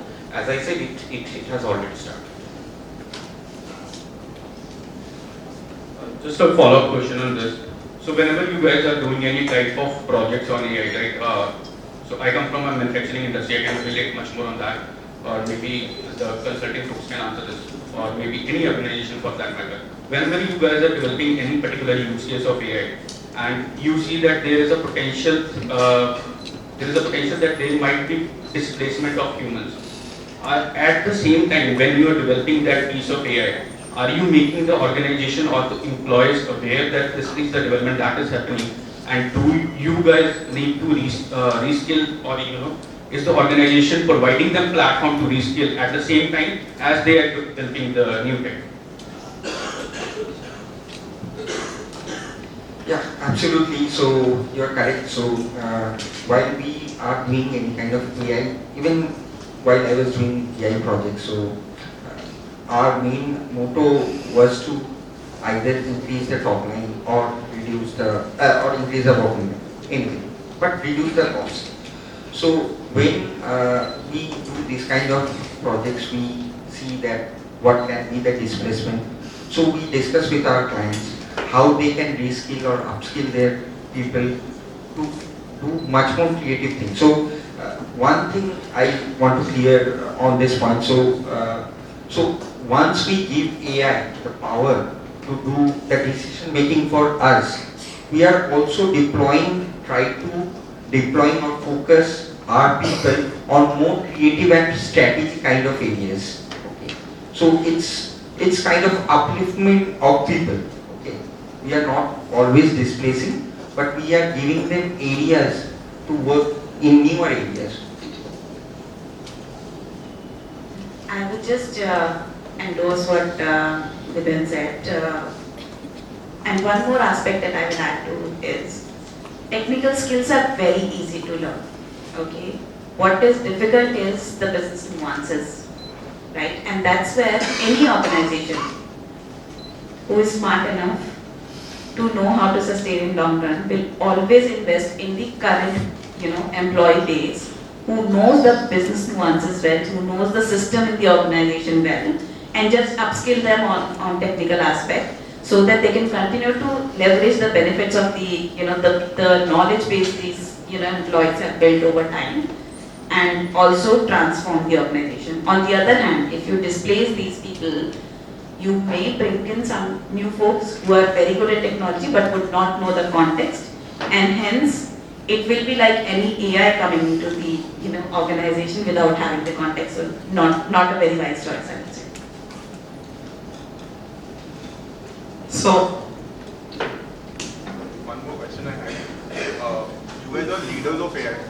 You guys have learned AI. So you guys have learned AI firsthand, and you guys are now at the helm of AI. Like you make decisions in your organization based on AI. I want to understand if any one of you could explain your learning journey as to how you learned AI. So, because I don't think when you were in your academic institution there was so much talk about AI also. So could one of you just give us an understanding of how you learned AI through the entire process? I can start and then others can add.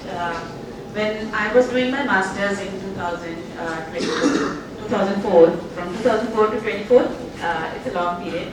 IGIDR is the institute from where I did my masters. That was the only institute in the entire country where SAS was taught to the students. So that's where all the students were, as soon as they would complete their masters, they would be absorbed in the industry in a jiffy. So not AI, but I think institutes were at that point, very few though, but were investing in technical skills. It was in my institute also that, one of my professors taught us how to use R. That was the first open source kind of, programming language that had come into picture at that point of time. And all of us were wondering why she's doing that. And that's where, when I was giving you also the advice, I was saying that whatever latest and greatest, try your hands on it. And I did try my hands on that at that point in time. Very few students from my batch did that. They all knew that, SAS is something which will get them the job. So, why not just focus on SAS and not try anything on R? I just happened to try it, and it did not fetch me anything in the first 7 years of my career. In the 8th year, when I was in Adobe, our SAS license expired, and our budget was short, so we could not afford to, renew the SaaS license at that point of time. And by that time, R had also advanced a bit. So then I thought, I had done R, let me try doing it for my use case. I tried and it became successful. And we saved about, 2-3 lakhs of that licensing cost. That got me some brownie point from my manager. So it helped. So I would just say that, it's more of a, it has been just a, journey. As a result of, this R work that I had done, I also, within a year's time, I got a call from Accenture where they were starting a project which needed R. And in the entire organization, there were very few people who had started on this project sitting in Greece and doing R, but there was no one in India who had R skills. So they then contacted me. I happened to write that on my LinkedIn profile. So they happened to contact me and I got hired to lead that project. So that's where I think the evaluation is, the technology will keep evolving. You just need to, try out your hands on few things so that as and when things will come into the picture, it may or may not get, used sometime, but I strongly believe that anything that you learn will never get wasted. Thank you very much. I got one more point. So, theoretical understanding or theoretical background always helps. For example, in my case, before doing the PhD and MBA, I did my graduation in statistics. So definitely that helped. So statistics, mathematics, economics, if you are at least try to learn the basic of these 3 subjects, definitely that is going to help you in the future learning any new tools like Python, R or the AI technologies. So definitely a theoretical background is needed.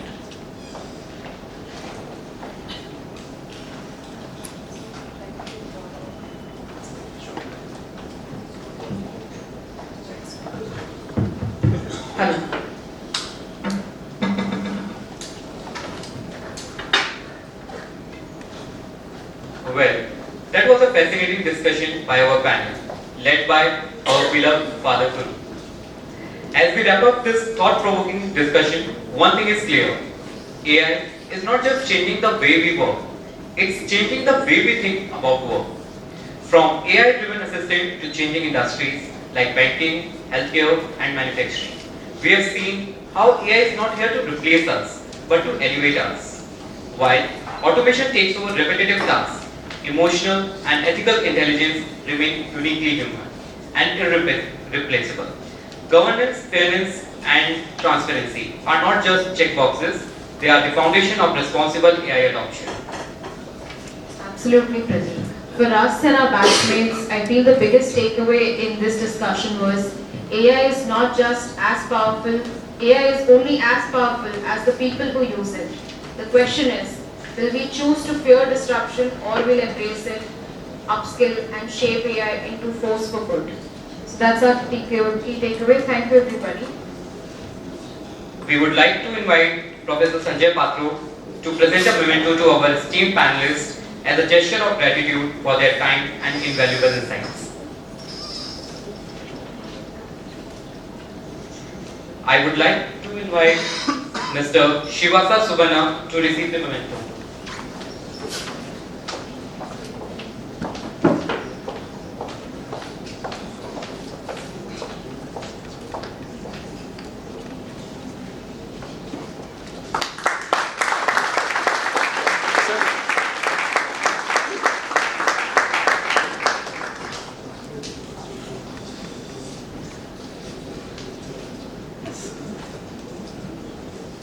I would like to invite Ms. Mamta Agrawal Rajnaik to receive the memento.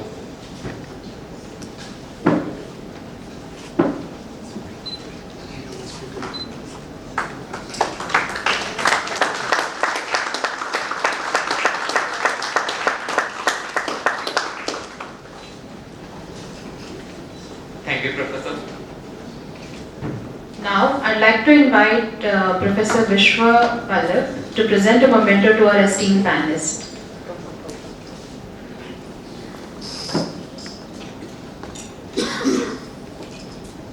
I'd like to invite Mr. Devayan to receive the memento.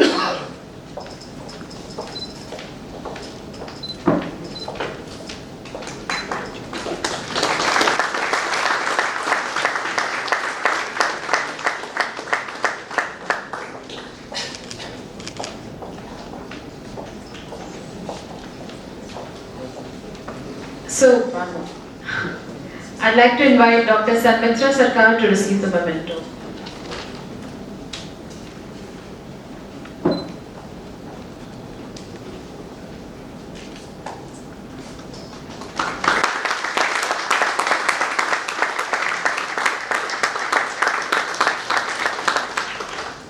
Thank you, sir.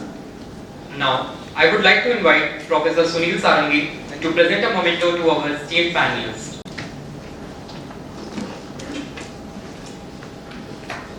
I would like to invite Mr. Samir Sagar Mishra to receive the memento.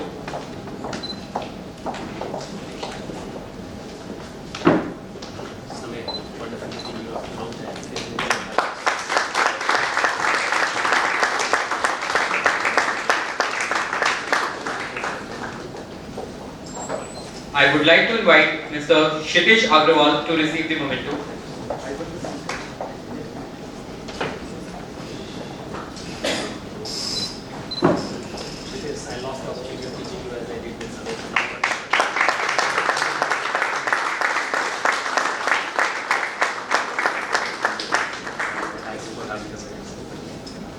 Also, would like to felicitate the PwC team, sir. Just a few. We've got Avinash Kumar, manager at PwC India, Agumani Ghosh, manager at PwC India, and Sovik Chakrabarti, manager at PwC India. Thank you for your time and presence here at the conference.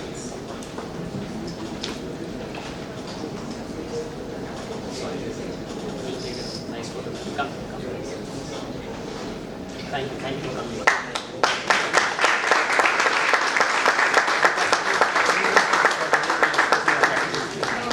The degree is no reflection of our gratitude. Thank you. Thank you for coming back.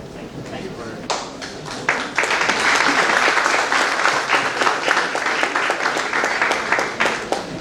Thank you, sir. Now I'd like to invite all the panelists from panel 1, Father Karu, Professor Patro, Professor Sarangi, Anshu ma'am, Professor Vallabh for a panel photograph before we move to the break.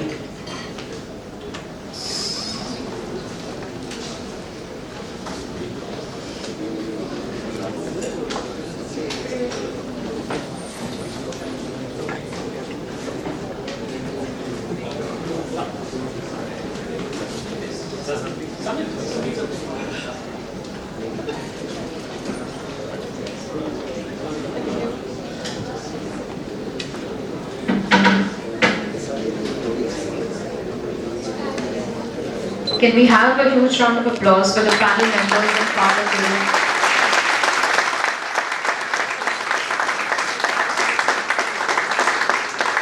Couldn't be more relevant today, except now AI is the one helping us create that future at lightning speed.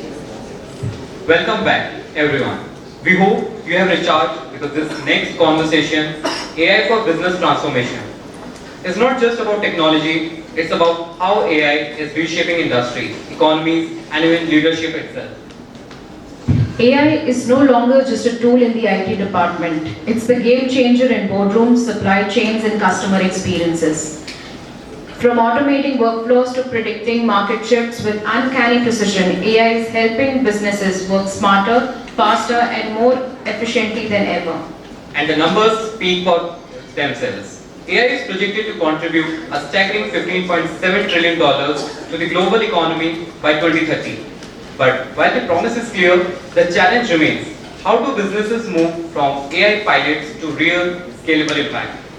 That's exactly what we're diving in today. Our panelists aren't just talking about AI, they're making it work, driving real transformation across industries. So let's not keep them waiting. Join us in welcoming our esteemed speakers for panel 2.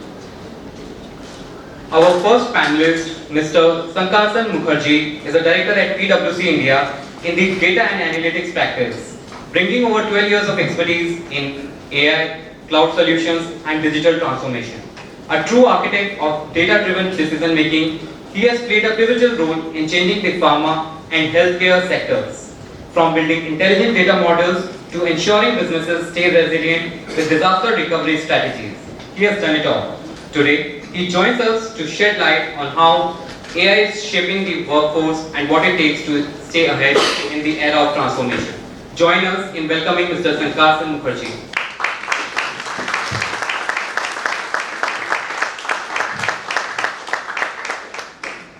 Our next panelist, Ms. Anne Grace, Director at Verizon, has been at the forefront of AI-driven innovation and business transformation. Her leadership has played a key role in leveraging complex AI solutions to create a competitive edge, drive growth, and enhance customer experience. With a sharp strategic mindset and a knack for turning data into impactful decisions, Anne has championed cross-functional collaboration, delivering outstanding business outcomes. She's a firm believer in the power of tech and a data-driven culture. She continues to redefine how AI shapes the future of work. So kindly join us in welcoming Ms. Anne Grace.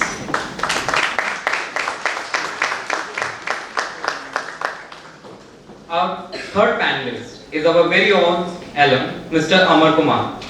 Brings over 2 decades of experience in the tech industry, with the last 10 years dedicated to mastering the art and science of data. As a principal and applied data scientist at Microsoft India, he does not just work with AI, he strategizes its impact on businesses globally. An alumnus of IIT, XLRI and LGMU Liverpool, Amar has seamlessly navigated roles as both an individual contributor and a leader, collaborating with international teams and driving innovation through research and hackathons. Today, he joins us to share his insights on how AI is redefining jobs, skills that will matter most, and what the future holds for professionals in an AI-driven world. Please join us in welcoming Mr. Amar Kumar.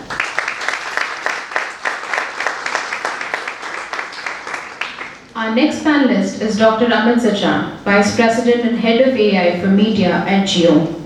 A leader in AI and machine learning, he has shaped cutting-edge innovation and enhanced user experiences across digital platforms. With a PhD from NTU Singapore and a BTech from IIT Dhanbad, Dr. Sachan has held key roles at Disney Hotstar and InfoEdge, specializing in recommendation systems, NLP, knowledge graphs, and generative AI. His research is widely published and his accolades include 40 under 40 data scientists and the 3 AI Analytics Industrial Leader Award. From pioneering AI strategies to driving large-scale impact, Dr. Sachan is at the forefront of AI-driven transformation. Please join us in welcoming Dr. Amit Sachan. Thank you so much for joining us. Next, we have Mr. Ramakanta Panigre, a leader who comes with over 20 years in IT and digital transformation. He has been at the forefront of driving business efficiency through AI-driven solutions like hyper-automation, AI ops, and generative AI. As practice director at Atos, his expertise has helped global clients unlock cost savings and smarter decision making. An engineer by training and strategist by experience, he holds a postgraduate program for executives from IIM Ahmedabad and a BE in mechanical engineering from Veer Suren Sai Institute of Technology. Please welcome Mr. Ramakanta Panigre with a round of applause. Our next speaker is our very own alum and a true powerhouse in AI and data science, Mr. Rohit, Senior Director, Data Science at Target. With over 24 years of experience, Rohit has mastered the art of blending cutting-edge AI with real-world retail strategies. An XLRI MBA with a PhD in graph theory, his research on clustering algorithms has even shaped AI-driven floor layouts in Target stores. Because who doesn't love shopping an experience that feels intelligently designed? Today, he leads global AI teams, optimizing everything from pricing, promotions to planograms and assortments, ensuring that AI isn't just about automation but about creating smarter, more delightful retail experiences. A huge round of applause for Rohit for joining us. Next up, we have our moderator for the second panel, Rahul Ratnam. A fellow GMP batchmate, Rahul brings 5 years of experience as a risk advisor at Deloitte, where he helps BFSI and life sciences clients make data-driven decisions and transform business processes. With his expertise in risk assessment and strategic planning, today he brings that same analytical mindset to decode the impact of AI on the future of business. Let us welcome with a huge round of applause.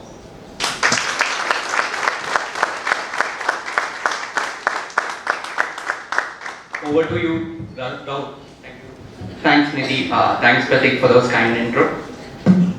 Hi, guys. So before we get started, I'd like to highlight one important point. If you haven't noticed yet, of all the speakers today, if you see, there are 30 to 40% hold PhD, and the rest are actively pursuing research and have active patents. If you see this is like AI is an industry where academy and business intersect. So is our topic today, AI for business transformation. When asked about what is strategy, the very first thing we learn or we have been told is operational efficiency or effectiveness is not a strategy or it's not a competitive advantage. But on the other side, there's a myth as well, right? AI has always been seen as a operational efficiency tool. So you being an SME, right? How do you see this? And how would you advise the organization to get into this concept of AI as a strategy and targeting for a long-term growth? It's a question open for all. Please.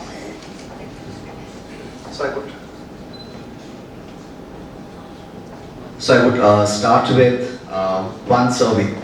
So in 2019, PwC went ahead and talked to 50 CEOs globally that in today's time, how you are trying to envision your business through data-driven strategy or through intuition.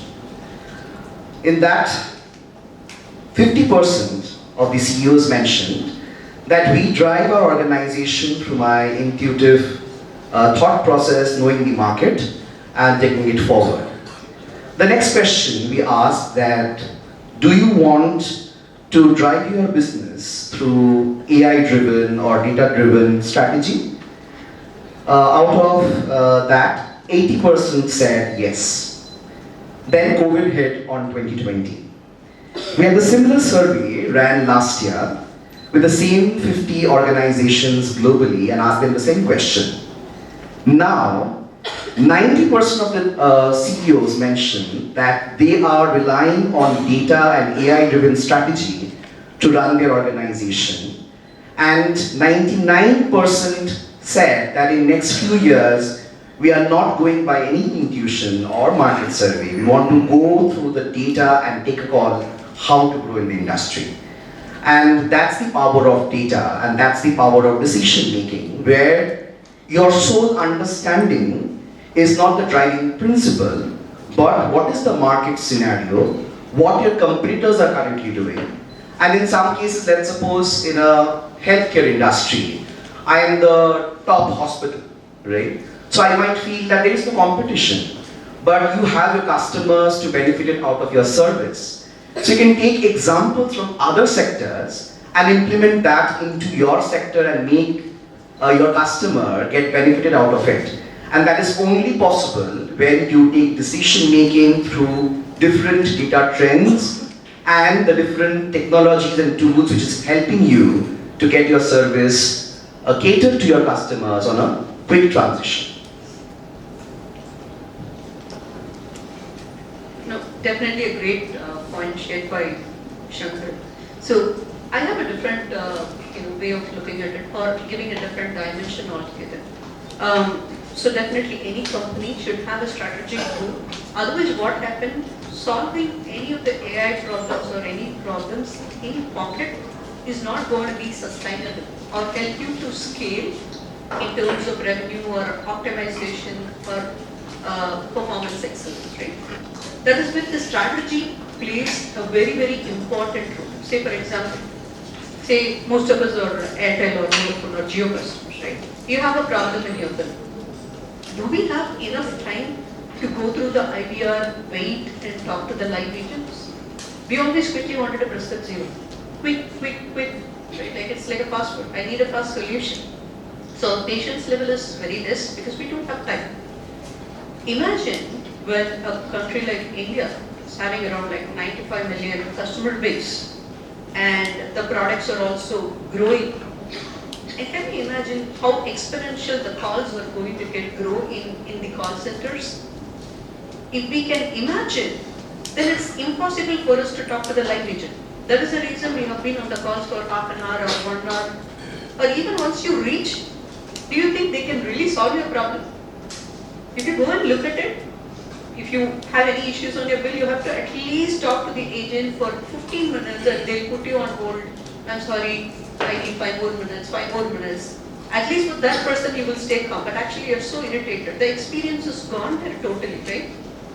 Now, why is that person making you to put on hold is something what we have to think as an expert. Because the information is not available handy or it's cognitive overload. They're not able to give you the right information at the right time for the customer. So this is leading to churn or bad customer experience. Now I'm talking about lot of problems, right? So when I'm talking all of this, so this is where the strategy will play a vital role. Or if you want to say, okay, I want to solve only the call center problem, contact center problem, reduce the change. That's not going to help you. As an organization, you should be AI leaders who are envisioning what is the strategy that I wanted to solve for my company for this year. And it has to be laid out. And with that structure, we'll have to go and identify the respective use cases. And it's very objective, that's very important, right? When one is putting a strategy, second is solution and outcome. Because there is always a cost involved in it.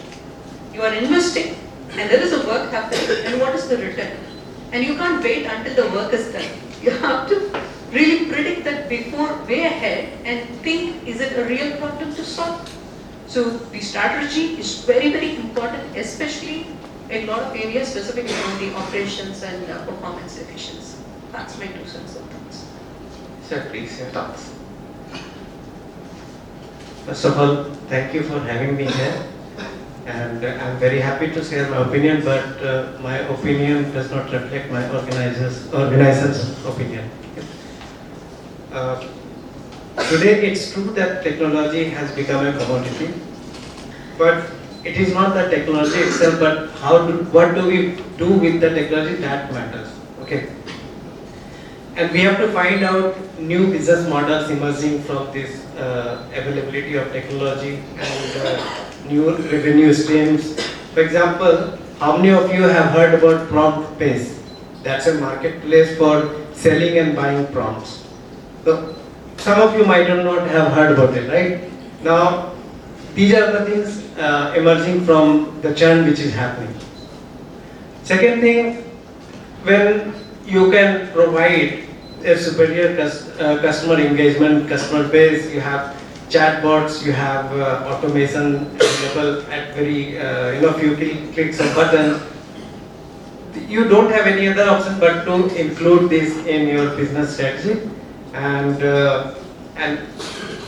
have proper engagement with the customers. Please, your thoughts. Okay, thanks for having me here. And very insightful views from co-panelists, from data to business strategy to actually knowing. So, so I agree. I think most of these things are actually helpful in business setting. But I would like to discuss about something that might also be important, especially from the leader's perspective. It is important to know what are the business problems, not from the immediate perspective, but from the broader perspective that we want to solve.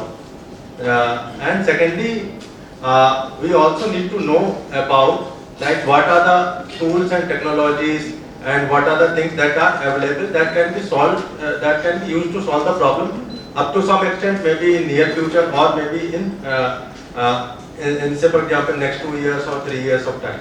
Especially when we say especially, I want to give say for example an example of some of the processes that we were taking. So initially those problems were kind of with the existing technologies like say for example if you want to take the news. So if you want to extract something out of news, so previously the AI teams were used to train such kinds of models where like they have to extract entities and so for each type of entity you have to train a separate model. But now with the tools available, you can easily do such things, and then apply it to the second level of business problems. Now then there exists, so for operational efficiency, then there exists another thing is, so whether you are using say for example open source tools versus closed source tools. Once you have solved problem with up to some extent using some of the technologies, then you go to the next level and then try to find out the say for example the tools or say deploy some of these technologies in-house or some better options for those things. So, so basically, so these can actually help in businesses improving the operational efficiency in addition to other things. Thank you all. I think very differently, okay guys. And this is the best place to think differently. This is the best platform. There's nothing really called as AI strategy. There's only one strategy that is organized. And all the other strategies are linked to it. So it is very important to know at what level you are playing the role and how that is aligned to the organization strategy. With all interactions with clients, they are very smart guys. They will need a lot more from all of us.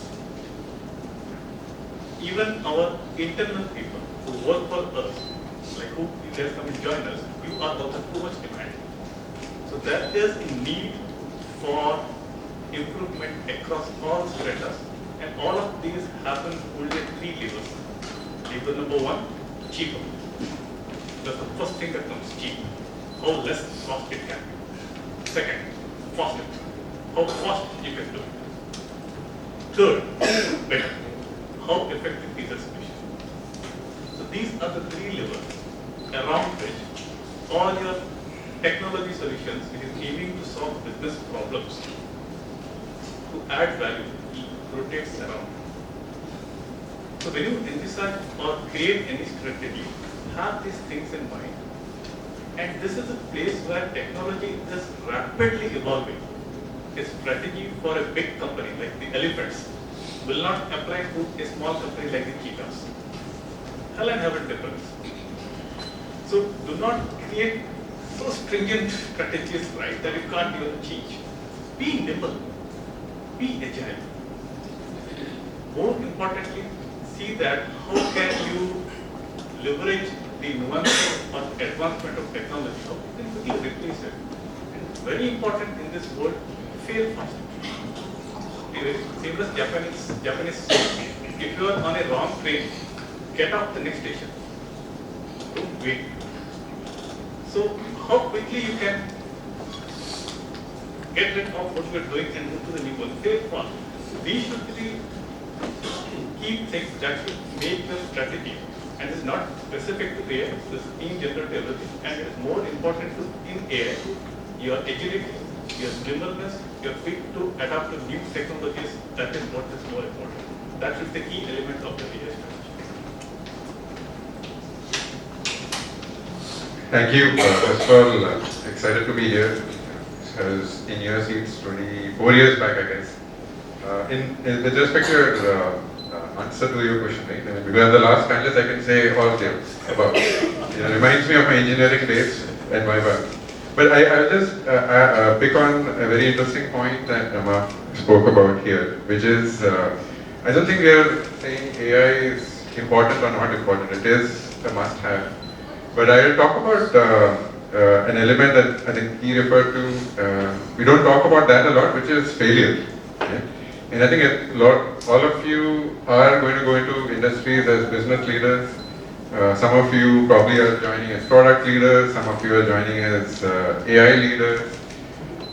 All of you have to come together to make things work. Right? So when I look at a lot of the failures we've had in the organization, and we've had many, right?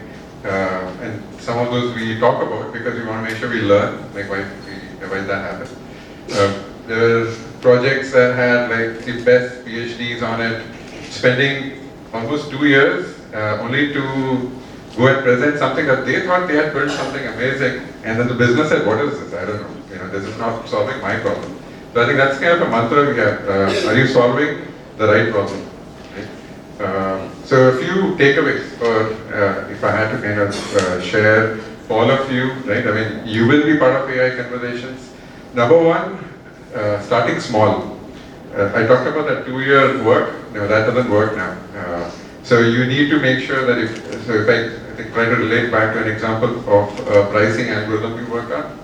You first need to start with maybe one set of classes, scale that out, and then see how that works, because the algorithm will keep changing. And whether you're a business leader, you have to say, okay, let's not build like Taj Mahal, let's build a brick and see, does this make sense for me? Right? Because you are going to be the decision maker. For the product folks, similarly, right? You want to make sure, where do you start, where do you have good data, and then you know that this model is going to work. Number two would be co-creation. I think that example I gave, why did we fail? Because the smartest minds thought that they're building something really smart. But they never were checking back in with the business on, is this something you really want? So today when we build AI solutions at Target, the business, the product, the AI folks, and then a bunch of others like engineering have to come together and say, does this make sense? Everybody is accountable for what you're building. It's not the AI person's job or the business person. So co-creation, as we call it. Third is, I would say, test and measurement. So we are like ruthlessly testing. Anything that is created, we are either putting out there in the market, whether in our stores, in our guests. So you probably have heard the concept of A/B testing. That's something that we ruthlessly do. Something doesn't work, no shame in killing that work. So I think, yeah, these are probably something that I would want all of you to go back is when you start your work and you realize, hey, I need to start something. Are you following some of these principles that make sure that you don't fail? Yeah, thanks, panel. And Rohit, I think you're not just good at predicting demand, you also predicted a question, because later in the discussion we'll also talk about the failure rather than the success. So moving on, so now that we have warmed up, right, we'll get into this relentless questioning round kind of. So I'll be asking a question more related to your field, basically your industry as well. I'd like to start with you, sir. You have been an industry expert in healthcare. A crazy anecdote which I had was when I went to a clinic, right? A usual conventional clinic is where the doctor starts scribbling and he can't make anything out of it. So this particular clinic, they had a ERP system kind of thing and they started putting their information there. The doctor itself, not the assistant or something. So, and when I read about your profile also, you had an interesting point called interoperability, right? So, in a growing country like India, where the sector is very much unorganized, how is it possible, how much is it possible to implement a huge vision like interoperability, and what is the impact? And how much of AI and machine learning is leveraging it? Yeah, I would say a very good question. And first of all, to think about how many of you know that we all have a healthcare ID associated to our names. Do you know? I think none of us probably. So we have Aadhaar ID, we have Abha ID. And since I was fortunate to work during the COVID phase on the different COVID portal and vaccination drives and all that, so we have, if you open your vaccination certificate, each one of you has an Abha ID which will act as a unique identifier for your all health records. And that's where the Ayushman Bharat digital platform scheme from Government of India came into picture. And the first target is we being having such a wide variety of health institutions, because there are 65,000 health institutions in India, broadly classified into privatized, government sponsored, as well as health camps by NGOs, right? So the first target was 2030 for the tier 1 hospitals to implement that.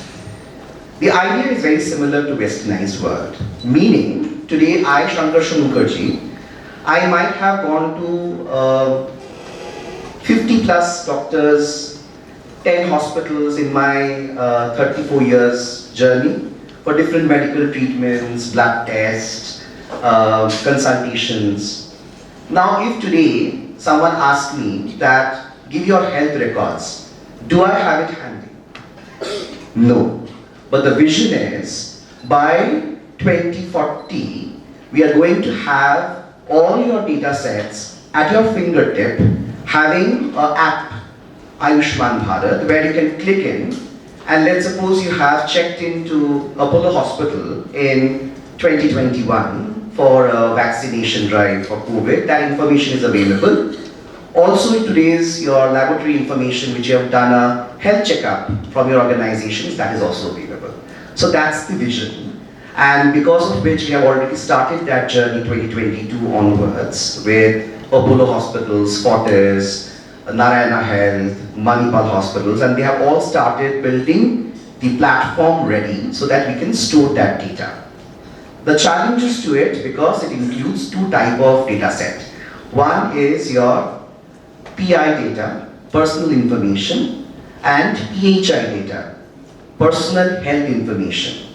So if I make that data available and keep it in transit, that you move from one hospital to another hospital, the doctor is able to see your data, how can I control it? Because let's suppose a patient who is going for a cough and cold has a medical history of HIV, and I don't want to disclose that. So how can I mask those data sets? So that ethical part or Data Protection Act also comes into picture, for which Parliament of India in 2023 released the DPDP Act, Digital Personalization of Data Protection. And we are trying to adhere to that, and that concept came from data interoperability. It is very common in US, if you go to the US industry, and it is payer-driven. Here it is more provider-driven. Provider means hospitals, payers means insurance company-driven. So there if you go, if you switch from one insurance company to another, your entire record set, you can ask that insurance company to send it to the next insurance company, and you have that record handy today. But consider today, if you go for a cashless hospital, all your reports, all your x-rays, everything goes to that insurance company, and you don't get a copy out of it. Because it's a cashless hospitalization, they are bound to take away your records for their justification. But now with that Ayushman Bharat digital platform coming into picture, we are trying to get that available. With that, we have a lot of EMR, EHC data available, where with help of AI, what we are making doctors beneficial is that they are getting pre-populated documents from your past doctor history. Because when you check a prescription, it talks about your medical history, what medication you're currently undertaking, and what is with your disease, what medication you should follow. So that is already being pre-populated in your EMR, electronic media record, for your healthcare practitioners, and it's helping doctors do that way. Because that was in place when COVID hit, we ever thought that video consultation of doctors can be possible? No. But we were the first people who thought that in 2020 with Apollo Hospital, and we came in with the video consultation that doctors can give a consultation to their patient because of lockdown and get all the information recorded somewhere, so that the next video consultation, when you're following it up on your treatment, that information is available. So that's how we're trying to bring the flavors of AI and Gen AI and helping the data-driven decision making and treatment more possible in our healthcare industry. That's very interesting. I'm pretty sure a lot of my friends are going to search for their vaccine report to see what's their ID. Yeah, ma'am, before going on to your question, guys, a quick show of hands. In the last 1 year here, how many of you have ever thought of opening an AI startup, like when you came across a problem statement or anything? How many of you have ever thought even about us doing a product development or AI? Okay. Yeah. So ma'am, even we talked earlier in this morning, right? So this concept of traditional product management and AI product management is so different. And when we approach a AI problem statement or a AI driven problem statement, we have a different vision and a different roadmap altogether. Would you like, I would like to ask a question on that, and can you share some insights? Sure, I would like to connect with your entrepreneurial skill with this AI product management role as well. Before even I start with this, right, I just wanted to bring the point what Rohit was sharing, right? Are you actually solving the right problem? Many of us wanted to become an entrepreneur. We find, okay, this is a very fascinating idea. It looks super awesome, and I'm very confident this is going to get sold. I'm going to make millions of money. Just that I need to identify who is going to fund it, and then a strong technical team, or with my co-friends, or I'll do like a POC, go for a funding. Then we think we'll get the next round of funding, and then we'll scale it up. We just look at it only on the greener side of it. But the point here is, are you actually solving the right problem? Is it a real problem? It can be applicable for both the corporate world of it or as an entrepreneur as well. Our first question is, are you solving the right problem? Or you're solving it because you like the idea, right? Most of the time what we feel is, I like the idea, or I have this technical skills. My people around me are very good in this skill. Third one, I find this is wonderful solution. We become very judgmental with our own thoughts. We go ahead, prepare, and then when we actually go ahead and sell it, it becomes a big flop. And this happens at both the end, like whether in the corporate world or even in the entrepreneur world as well, right? So this is something what I really want you to think and finalize. What is that idea that you are going to invest? The second point, right? During our first round of discussion, the strategy was coming into the picture. It plays a very, very important role because it could be your day in and out solution or innovation. It should be always aligned with your organizational goal. I can't feel, okay, today it is Gen A, tomorrow if it is coming. If it is not even aligned to my organization, I can't spend too much amount of time on that, not on the personal end, but officially, right? So whatever the solution that I implement, it should be aligned to my organization, second thing. And the third one is coming back to our AI product manager role. I don't know how many of you are aware it's becoming more hotter and hotter in the market, even more better than data scientist role as well. I just wanted to quickly give some examples and help you all to understand how this role is playing a bigger picture and how you guys specifically coming from B school, how can you play a bigger role here and get into that leadership role is something what I wanted to share with all of you, right? We have tech product manager role. We also have AI product manager role, which is evolving. The foundation is same. Tech product manager, I'll just give always this example. You take Swiggy or Zomato or Amazon, right? You build end-to-end solutioning, and inside that you have your AI features incorporated to it. Previously, the tech product manager itself was very big one and it was huge. It's a bigger blanket altogether. You will have to, you can't build any feature just like that. There are a lot of things which has to be considered. You have a technical team, a strong expertise who can fix and build a solution for you, right, one side.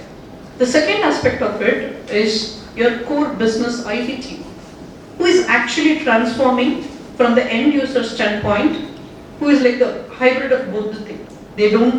They're not master in IT, but they have a fair idea, but they are very closer towards the business as well. So they will be acting as an interface for you. And there is a larger sponsors in terms of funding and everything. And a very underrated people are here, who is your end users, who is actually using it. Say you create a conversational bot for the sales rep, right? Here actually the end user is the sales rep who is using it. But you also have a business IT team or the business team who are the interface of that. And then you have a strong technical team. When I mean technical, it could be AI team or other technology team as well. Now here comes the role of you, right? You have a tech product manager who is doing end-to-end solutioning, making everything done, right? When I'm adding a feature, say for example, you go to Amazon and there is a recommendation coming in once you click any product. Okay, you buy a nice shoe, probably some recommendation of a socks or a matching belt would be coming in, right? This looks like a very simple feature for us in our day in and out life. But there's a lot of things at the behind from the technical side, which people will take care of it, right? But other way, should I even use this? Is this even a bigger problem for me to solve? First question. Second one, how do you define it and quantify it? Is it a bigger problem? Today, what is the baseline? Without even any recommendation, how many people are coming? If I'm going to give this recommendation, what is my lift? Sales conversion. What is my ROI? Say I invest 5 million in the next 2 quarters for so much of work which is getting done. And after I implement this feature, my value realization could be like down the line 3 years it is like 50 million. It is definitely worth investing. And who is going to define this? The tech product managers, the AI product managers are the one who will think in that angle. The technical team will more and more focused on how to get a better model, which your model metrics is very good. And the business will be looking at the overall strategy. But there is a person who is needed to connect the dot between these two. And that is the role of the AI product manager. Just to give another example, right? The business wanted to solve 10 problems. Do you have so much of resources to solve all your 10 problems? Answer is no. You can't go and tell your business, I don't have resources. Rather, the AI product manager should do a smarter role. Hey, you wanted to do 10 particular use cases and your budget, what I see is 10 million. And you're targeting for say 120 million for this next 2 quarters. Rather, I pull the data and I'm seeing a better insight. Just solve this 2 or 3 use cases where you can solve at least 70% of a problem. And by this 2 quarters, you will be able to save 70 million. That should be the right thing. And once you find there is a potential, and then keep going. So the AI product manager has the good role and caliber to accelerate the business with the data. And they will be the negotiator between the tech team and the business team. So what kind of skill set is needed? Obviously all the stakeholder management, your soft skills and everything, and a strong business knowledge, what the business wants, right? When you talk to the pro, you have to talk to a pro like a pro with the business knowledge, domain knowledge. And the second thing, equally, you should also understand the technical aspect of it. When you're talking to the data science team, you can't just talk in the business terminologies or lingual, right? You have to talk what are the system, process, data. Holistically, you need to understand and then start connecting these two, which will really not empower your team, but also accelerate the business and help the organization. So this role is very, very important, and it's not something you upskill this, you will get this role. It's a competency. You have to have multiple skills, keep working on it, both tech or soft skills and business knowledge. Build that acumen, and level by level you have to upskill your skill and get into that competency. So it's a very interesting work and not a straight route, but definitely worth investing your time in that. That's my thought. Yeah, it does sound interesting to have that amalgamation of like tech and business, right? And while you were talking, like another main pillar that came in my mind, I think I'll ask that question to Amit as well, right? So being in Microsoft, we have been leading a lot of different transformation in different industry. And particular to AI, there is this huge concept of change management in general. And when it pertains to AI, right, there is the adaptation cycle is also a little bit extended because of the new technologies and onboarding a lot of different people.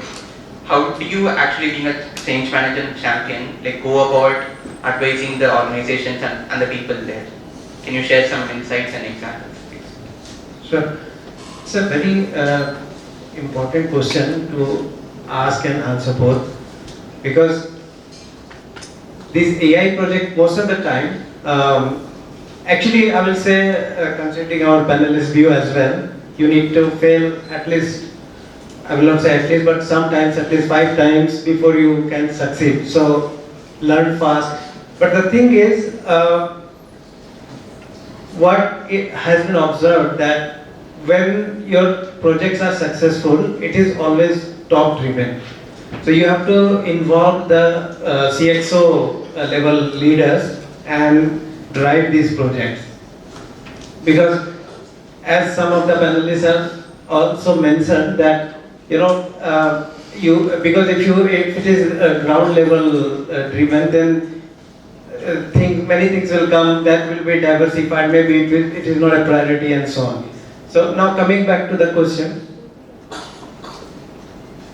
we have to start with the leadership, and the leadership has to be aligned and they have to be educated. Okay, because AI projects require different kind of skill set, and it should not be outsourced to only IT department and they lead the project. That is not going to happen. Second is about awareness that change is must and people have to change. They have to join the force of AI, and it has emerged from the previous discussion as well that it's not something that people should fear out and should avoid, but learn and conquer it. Third is about knowledge. So gain competency. Okay, learn from multiple platforms, multiple sources that you have. Now you don't have to go to university to learn AI, or you don't have to spend multiple years in some institute or some engineering or management college. If you are interested in AI, there are multiple platforms, and as one of the panelists was mentioning, you can go to YouTube channel and you can learn a lot. So there are platforms like Coursera, Udemy, and EDX, multiple platforms. So get trained, get knowledge, and you are at the driver's seat of your career. Don't expect that XLRI will bring focus into AI, your organization will bring focus into AI, and then only you will get trained. So you are the driver of your career. Take hold of it and drive it to the right direction. Now, next is about reinforcement. It's not matter of one cycle or two cycle, 1 year or 2 years. It's not. You have to be lifelong learner. It's not going to end. Let me tell you, if you want to get into AI, you will never stop learning, because every week there will be a new thing, and someone is stressed on the point that how do we cope up with this, right? And our panelist Kshitij told that we follow LinkedIn influencers, and then sometimes it is top driven also. Suppose we don't catch up with few things, considering it can be hype, it will fade away and so on, and suddenly we get questions from leadership that, hey, what's happening in that direction? So are you aware about that? What we are doing to deal with this situation and so on. So we have to keep reinforcing our knowledge. And I will say that it's a journey. People will have to be aligned with the new era and keep themselves ready for this. And don't fear the AI, because AI is going to make you 10x better. If not today, maybe tomorrow, maybe day after tomorrow, but that time will come.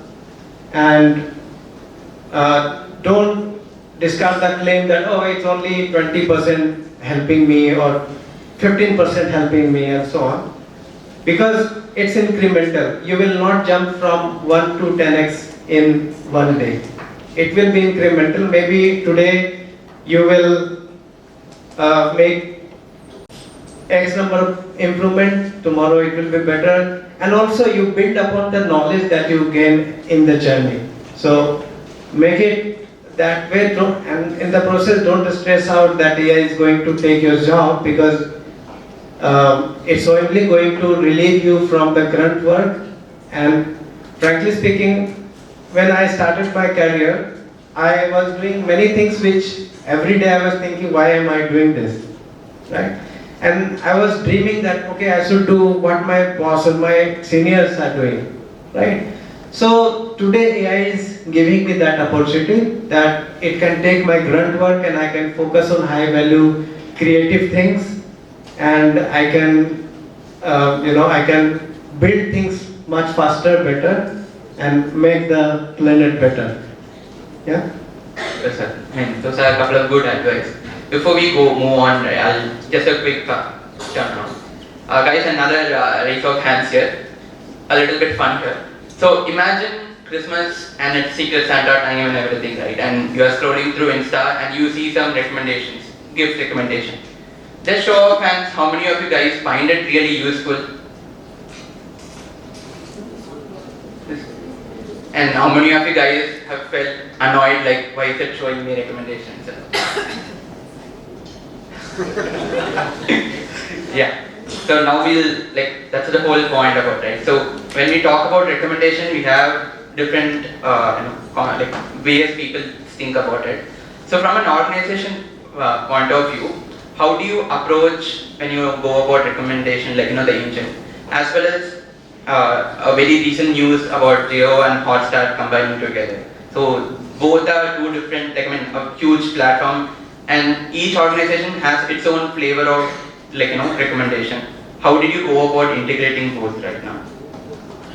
Okay, so recommendation or in general AI. So when we basically think AI as a service or AI as a platform or recommendation kind of platform, we think in terms of multiple ways. So I will first of all I will give a view from the perspective of when we think from just a single organization perspective. We think from the perspective of, say for example, how much the revenue we will be able to make. So we do the cost estimation. Say this is this is the current, say for example, CTR or click-through rate, and if we say go live with the recommendation on say homepage, if it improves by say 2%, click-through rate by say 2%, then or 5%, then it will, how much it will translate it into, say for example, into the business kind of a thing. Then based on that, the strategy and other things are being decided. So, and if it's, then the another thing is basically from the technical perspective, we think from the perspective of algorithm A versus algorithm B. So what would be the possible impact? So for example, there are, so take the case of two algorithms. When we say that, say algorithm A takes, say it is very highly personalized algorithm, and it can generate very good recommendation for all. But it takes, say for example, for 1 million users, it takes say 10 hours or 20 hours to generate recommendations. Versus there is another algorithm which can do that job in say 10 minutes or 20 minutes. So there are trade-offs. So which algorithm do we actually go live with in a particular scenario? And say for example, we can do segmentation on the customer basis also. So there are, say for example, customers who are of high value, then we can probably, and then there is chance of say for example good conversion or good kind of a click-through rate, then probably we can go with high impact algorithm versus low impact algorithm. So this is the thing which we keep. And then also other thing is basically as other panel team was talking about the cost of infra on-prem versus cloud, how it is. So basically those are also the important points when we think from the perspective of actually implementing AI. Now when we come to say an organization like Jio. So Jio, it's not just a single kind of platform. So there are platforms like Jio Cinema, then Jio TV. Even if you go into retail, there are retail things, then telecom. So basically, so when we think about the recommendations, so what we think is basically is how can we platformize it? How can we make a platform out of it? So what I mean by creating a platform is basically while I am delivering the recommendation engine for one particular player in the system, it can seamlessly be integrated, with other players also, so other entities also, and in the bigger run it can be able to make revenue with, say for example, selling as a service to outside entities also. And then third perspective comes is basically, especially that is also valid for a bigger ecosystem, is basically how we can actually leverage the data from different verticals to create the recommendations. So for example, when we talk about, so suppose there is a news on Geo News which is talking about some actors, maybe his anniversary. So can we basically trigger some kind of an insight from that to say other platforms like media platforms or Geo TV platform? So for example, today is the anniversary of this actor. So why can't we engage user in some better way? Or say for example, we can say for example create an insight that can go into the retail platform. So this is kind of event that is happening, and if we can actually leverage this kind of event into kind of some kind of a business insight, then it could actually help in a bigger way for the bigger ecosystem. So that is also broader kind of a perspective that we are thinking from the entire organization perspective. Now coming to your question of merger of Geo and Hotstar. So basically how Geo in general we are thinking in platform wise. So whatever platforms we are making, we may be consolidating some of the platforms, but again, so one kind of a single bigger platform for different kinds of players that are there in the ecosystem. That's what we think. That's interesting. So next time when you see a lot of CSK videos, it is the platform, not Dhoni. Okay. So yeah, sir. So next question. So here at XLRI, I just did a small project of sending out automated emails for birthdays. So it is pure just automation.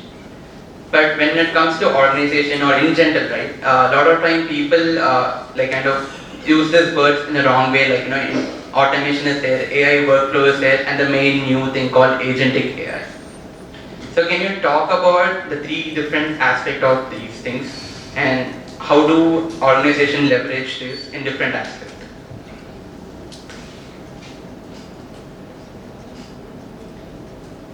So these are used by people who do not know technology. Now, few good points came. First, what's the use case? What am I solving? And mostly if you see, people who do not understand, they will say, hey, use agentic AI. You will solve it. Go ahead. That's a typical response. Things don't work like that. It's very important for all of you. So look at the problem, identify the problem and look for a solution that is resilient. Look for a solution that is sustainable. Those will take you much further than all the small band-aid kind of things. Fixing it right now, then what? Something else comes up, right? You go and fix that, then what? Something else comes. So look at it, little more holistic. Take backseat, observe it. The problem statement that you say, you send emails. So basically, you need a natural language generator to write emails. So to tell that natural language generator, which is a chat GPT or whatever it is, you need to feed some information. So that information is a little more personalized, little more contextualized. What's the context? I would like to write an email, and to whom I am sending, what the guy is about, what the profile is about that guy. I give that thing, and then I say what is the expected output of it. I say that, and then it sends the email, and then it makes an API call to a bot. It shoots the email away. The response comes back. The bot is looking at those emails. It captures it. Then from that email, it understands the sentiment, positive, negative, neutral, blah. If there is an action item moves into a task planner. If it is sentiment analysis, captures the sentiment analysis for your insights. So I'm speaking a lot of things here. I've gone all over the place. Okay. But if I'm doing it in the application itself, the source application, where I have the database of all my target audience, and in that source system, I have the various modules of an email. I have the modules of email reading, writing, sending, collecting the information. That makes it more seamless. That is nothing but PGDM. You have small agents. Each agent wears a hat. That's the role they play. Beauty lies in orchestrating these agents. How you orchestrate? Where is now is, earlier also agentic AI was there. It's no different. We were doing it back then, nothing changed. But those were not rule-based. I used to say A, then B, then C, then D, define the rules. That has changed. That has changed now. Now the agentic AI has got one more agent, which is a planner. The planner now knows, and they're more goal-oriented. So they decide, okay, my goal is to generate maximum interest from the recipients. That's my goal. And based on that goal, I need to perform actions. And this agent also knows that there are thousands of agents available for you to use. There is one agent that does a social profiling for you. There is one agent that does a email writing for you, and different agents. So it then orchestrates those agents, gives them tasks, and asks them to perform it on behalf. That is agentic AI. And I think automation is loosely covered. Everywhere is automation. You send a bot, send an email, agent makes a call to another agent. That's again automated way of calling microservices. That's automation. Automation is a very broadly abused term. It is much more bigger than that. Even robots are automations for that matter. I think I covered most of the things. Is something that I didn't cover? AI workflows. AI workflows. AI workflows. Workflows. Is there something there? Because when I looked at it, there were like 3 different components which are interchangeably used. And like as you mentioned, like I'm not sure like whether it is really like a differentiated one as compared to agentic AI, or is it part of it? Again, there's nothing called AI work. All I know is workflow automation tools, which is provided by the likes of Pega or systems. So they are the workflow automation tools. And these workflow automation tools within those workflows will be tasked with perform AI activity. Traditionally, before the event of GPT, the transformer model, I used to create algorithms in which I used to train based on 1,000 emails. These are the ways you should write the email, next time you get you write the email. And that was most a way of supervised learning that we used to do and then train. So we do not do that now. For me now, writing an email is 3 seconds. Earlier it was like 3 months to train it. So that is where technology has helped to fast track the solutions. But mostly it's nothing called AI workflow. Agentic AI is the new baby in the town, and it is new because it is a smart baby. It can plan. It will replace all your project management jobs. Don't target anything on project management. Anything that is people do agile boarding, this thing that is nice. So that is a way more better. Your beauty lies in how do you feed information to the planner. That is your input. That is where smart people come in. The famous saying goes, garbage in, garbage out. So yeah. So talking to you about retail. Recently, like as part of a project, I had an opportunity to visit a local retail store here. So it is a global, it's a national-wide retail store, and they mentioned they get monthly, planogram and everything. But in respect of that, they still feel they need to locally change things as per the current trends that they see and the demand they see in the local, right? There are 2,000 odd stores for Target in US, and you have been working on doing the planogram and all this from a centralized perspective. How much of that is decentralized, or do you think it's good to have decentralized or centralized? Let me make sure I understood your question. What you're asking is the recommendation, should they be generic, or should we look at very specific recommendations when it comes to geographies or things like that, right? Yes, sir. Yeah, you can. Absolutely. Yeah, I think that's a very good question, especially again, I think in the context of all of you, as you become business leaders, the decision cannot always be generic, right? I mean, your customers are different, the region that you support would be different. So knowing what are nuances and intricacies become very, very important. At Target, we currently have, I think about, okay, this surprises you, but about 2 million unique planograms for those 2,000 stores. And 2 planograms would change if, let's say, the items are slightly different. Something is at the bottom shelf, something moves here, new items, etc., etc. We want to actually take it to about 12 million unique planograms for 2,000 stores. Why do we do that? Because for those, and if you've been in the US, let's say been in the Bay Area, a lot of Latin, Asian population. Now you walk in and you find snow boots. Your first reaction might be, okay, I don't know, this retailer has got lost its nuts, I think. Versus, let's say you are in Minnesota, which is like our headquarters, and then you see things that the local demographic may not be interested in. So these are all ways that we are either losing sales or we have an opportunity to win, right? So we call it localization. And so therefore, I think the previous panel, I'm forgetting, one of the esteemed speakers also touched upon it, that you can't just make a very generic recommendation. The algorithms have to be defined in a way that they also kind of suit very specific cases. So what we would recommend, therefore, in California stores would be very different from Texas and so on.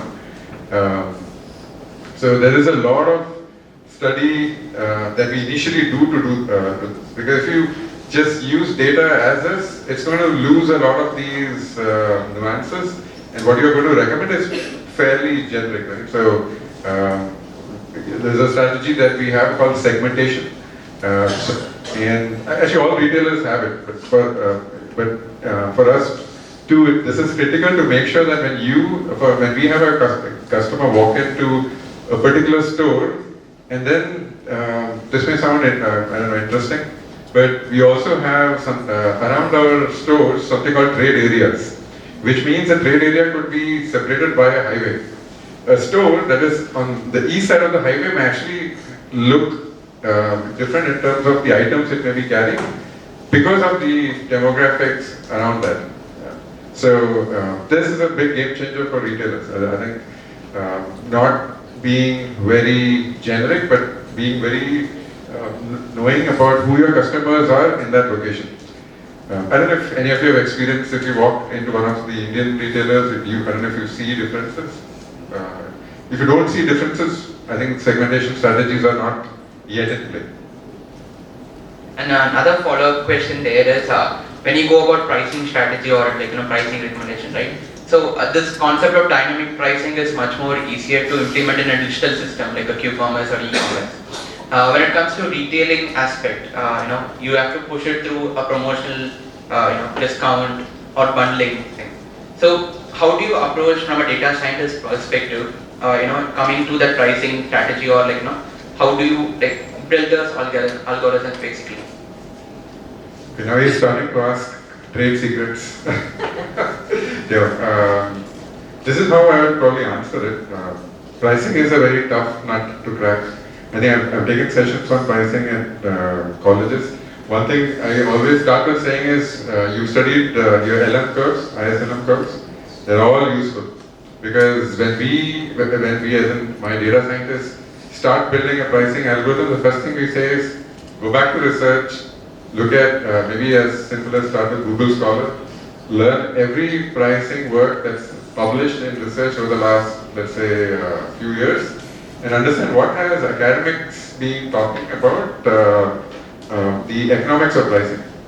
Now, for a lot of new or young data scientists, it's like, why should I do that? I mean, here's Python and R and whatnot, right?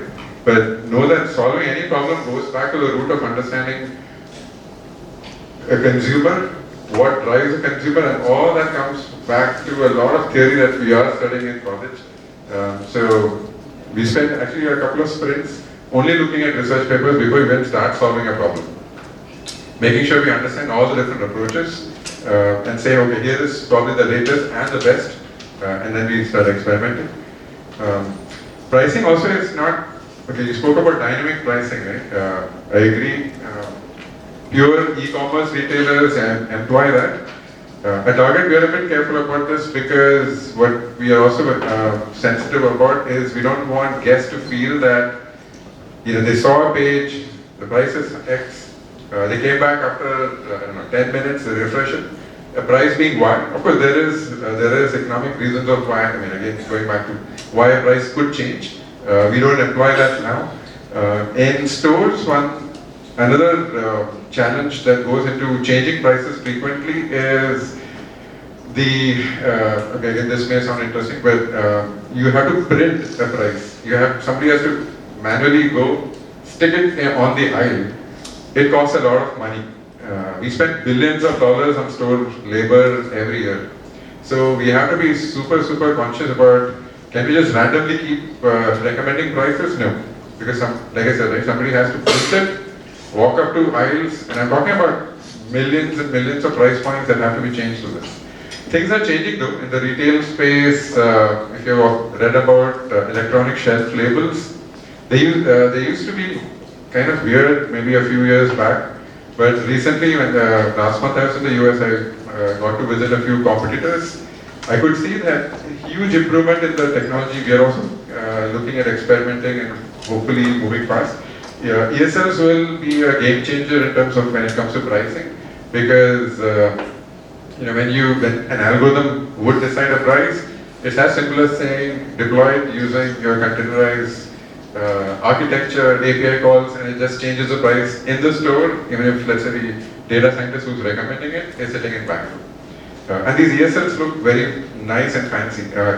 For those who read Kindle, especially the color, it's as awesome as that. Yeah, so it's going to be a game changer for retailers for sure. Yeah, thanks for that. I can't share lot more. Yeah, okay. Now that we have sailed to the difficult part of the questions, right? Before I open back to the questions, the audience, another aspect, like we talk about AI, right? Another aspect is the whole concept of the machine learning, which is again a subset of AI. Building custom models for each of the use cases. I read about this and that struck me. So there's a condition called sepsis, which is like the leading cause of death in US. And if it's when people get admitted in ICU, usually it gets triggered, and if it's diagnosed within a 1 hour or 2 hour of admit, we can still avoid fatality. But if not, we have to go through it. So they built a model based on it, and now it has been like within just a dose of 200-300 rupees dose, they are able to solve it.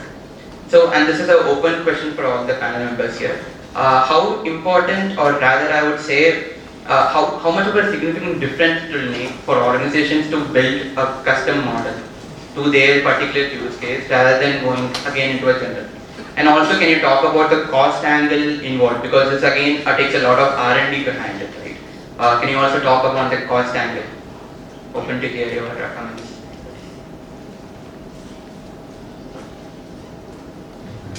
Again, coming from the healthcare sector, couple of things which needs to be very much looked into. Number one is when we are trying to build a model, what use case is currently in hand? Because if you're looking, for example, one of my clients is an oncology specialist hospital versus a multi-specialty hospital. So in a multi-specialty hospital, you can have different ML model to predict different type of diseases early and try to provide a preventive measure for your patients to take care of it. And when 2 years back, when we tried to build the same model for oncology specialist hospital, it backfired. Why?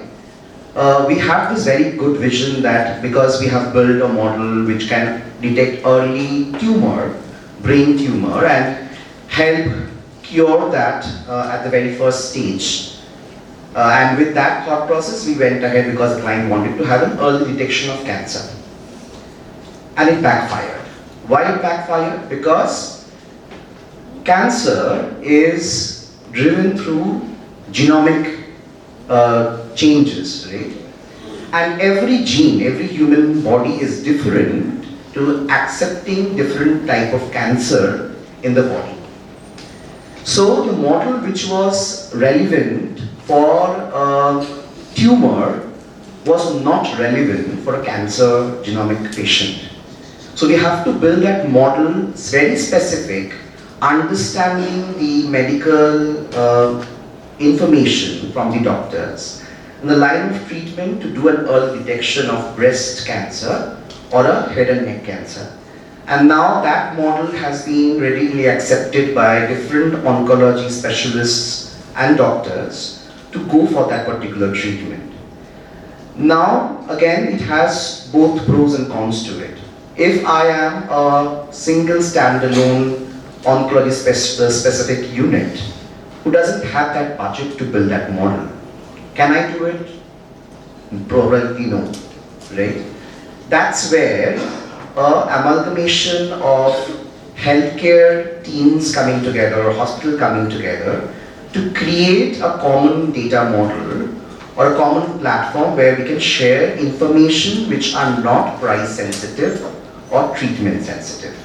So that for the benefit of the socio-economic reforms, we try to share our knowledge, because in sectors like healthcare or pharmaceutical, we try to provide the best possible solutions for the benefit of human beings, right?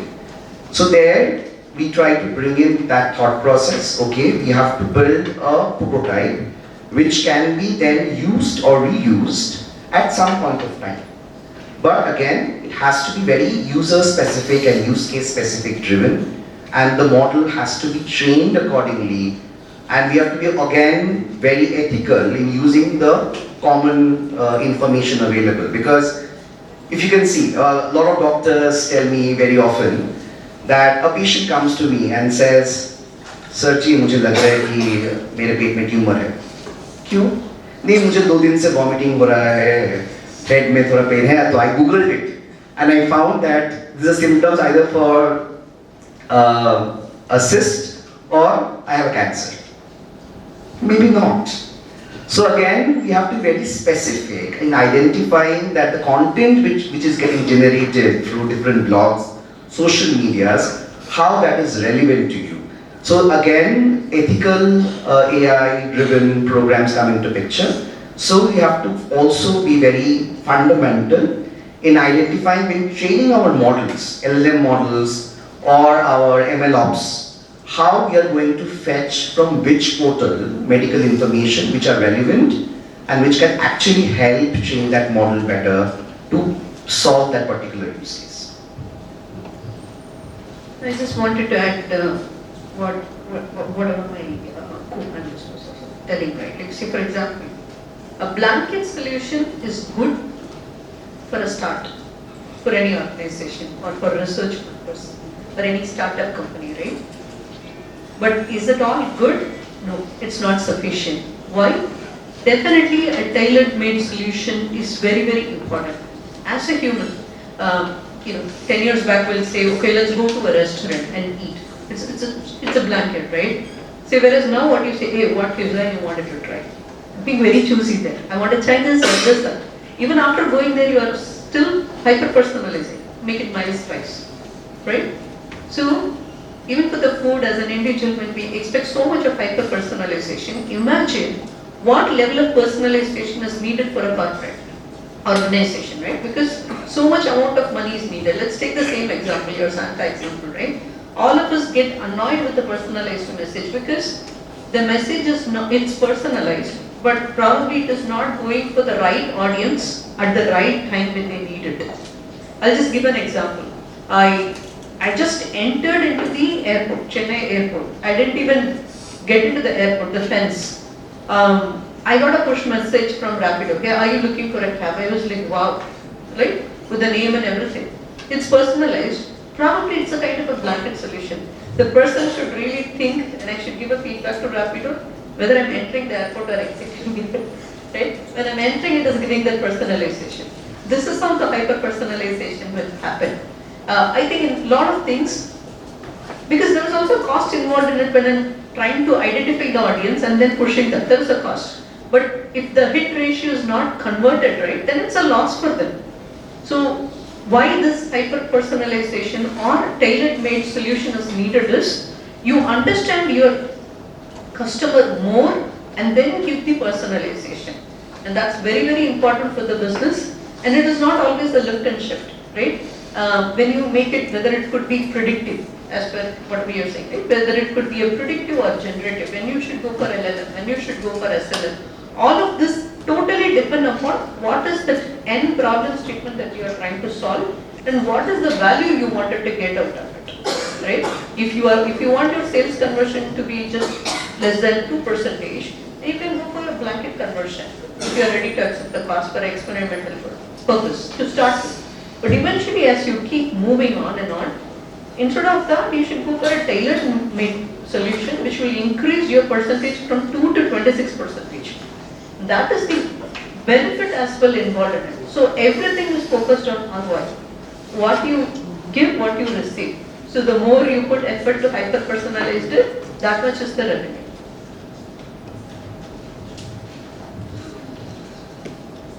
Actually, just Annie has mentioned that before you try to solve whether you have to build a new model or use the existing one, before that you should think what business problem you are trying to solve, right? And depending on that, you will get the answer. So let's say you are trying to solve a business problem. Then the framework you follow is different, and that is, as imagine that you have context on the y-axis and the model behavior on the x-axis, right? So if you want to move the model behavior, you have to fine-tune the model. Again, fine-tuning a model is different from training a base from the scratch. That's a different. So I'm even talking about fine-tuning a model. So if you want to change the model behavior, you have to fine-tune. But if you want to change the context, there are some other methods, that is prompt engineering and retrieval augmented generation, RAG method, and those things will come on the x-axis, right? So depending on that, and it's not very linear. So you start with zero-shot prompt engineering, then go to few-shot prompt engineering, it does not serve purpose, go to model fine-tuning, and again on the right top corner you get into the mix of all those things. Now that is how you solve a business problem. But the thing is, it's not always about solving business problem. For example, one journalist asked Sam Altman few years back that how do you plan to monetize ChatGPT? Or I think it was GPT models that time. Sam Altman said that I'm not sure and I don't know yet, but when the model is ready or when the product is ready, the product itself will tell me how can I monetize it, right? So sometimes it is not about solving the business problem, but you want to do it for the sake of technological progress, or you want to do it for the sake of vanity and prestige, right? For example, ChatGPT was there, but why then DeepSeek came into picture and they don't have yet the plan how to monetize. They have open sourced everything. So they have developed the model and they have given to you. How they are benefiting from this? What is the business model? We don't know yet. Now the thing is, as our esteemed panelist also told, he said that these LLM models are probability generation machine, right? So they generate probability of the word.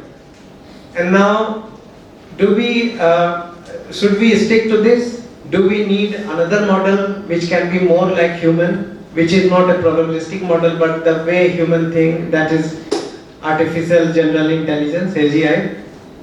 So anyway, those things will happen, right? So, and for those, we don't know what is the business incentive right now. Nobody has thought about that. So should we develop a model for that? Yes, of course, we should. But are we ready for that? Are we ready to invest that much money, pump that money, and get that model for which we are not sure about that?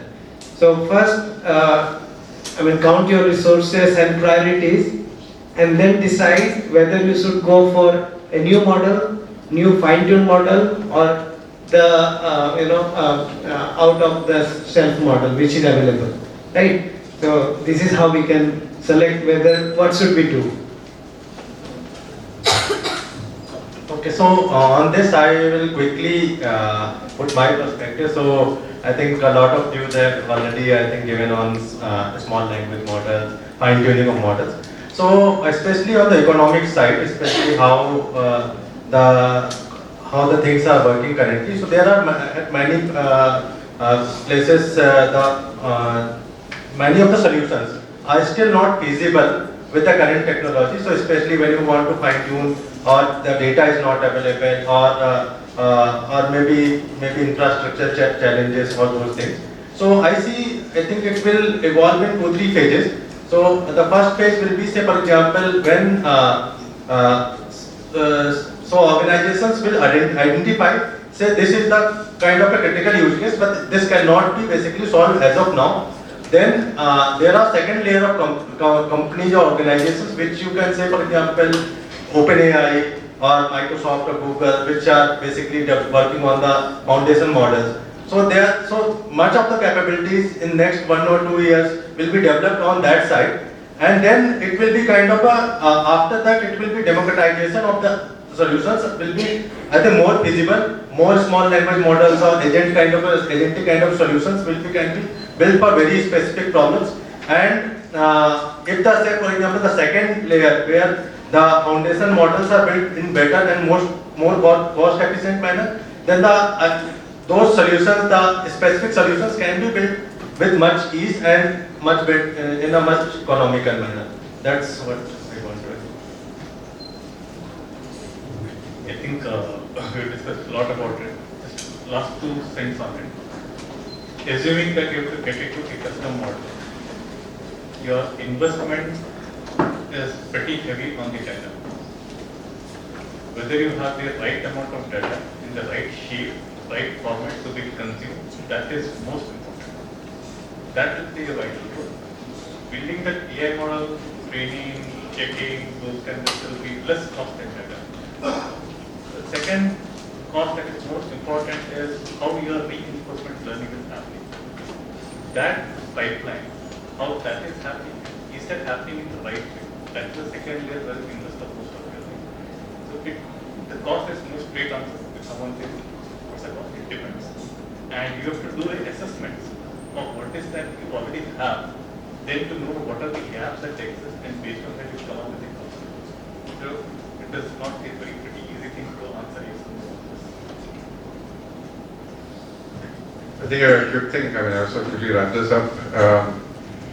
When we are talking, if I take a specific example from the pricing world, right, I mean, I talked about, you need to use your elasticity formulas that you've learned. I mean, so whether it's a new item coming in, at some point in its life cycle, you have to do the promotion, or eventually when it's in clearance or markdown, again, you need to figure out what's the right price. The formula is the same, but then the nuances are very different. When it enters the life cycle, you're trying to tap into early demand. There may not be competitors who carry that. So there are a lot of factors that go into that model. Right? Promos are key because again the formula is the same. Right? You still are calculating the lift for the price change or the demand change for the price change. But if you get the timing right, maybe you gave a promotion too early. And then when it gets into markdown, that becomes important because it's a fixed length markdown because you need to clear out your inventory before the next inventory comes in, right? Otherwise all the items are lying in piles on the floor.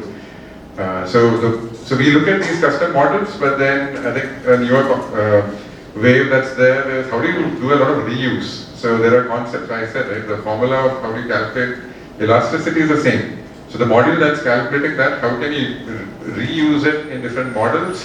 So there's a lot of stress in organizations now to adopt best practices like MLOps, I don't know if you've heard of that, but how do you deploy your models in such a way that there is a lot of reuse and communication between one model to the other and so on. So yes, there may be more cost upfront, but then you start realizing the benefits of going down the path of reuse and MLOps and platforms like that. Thanks, panel, for those questions. Answers.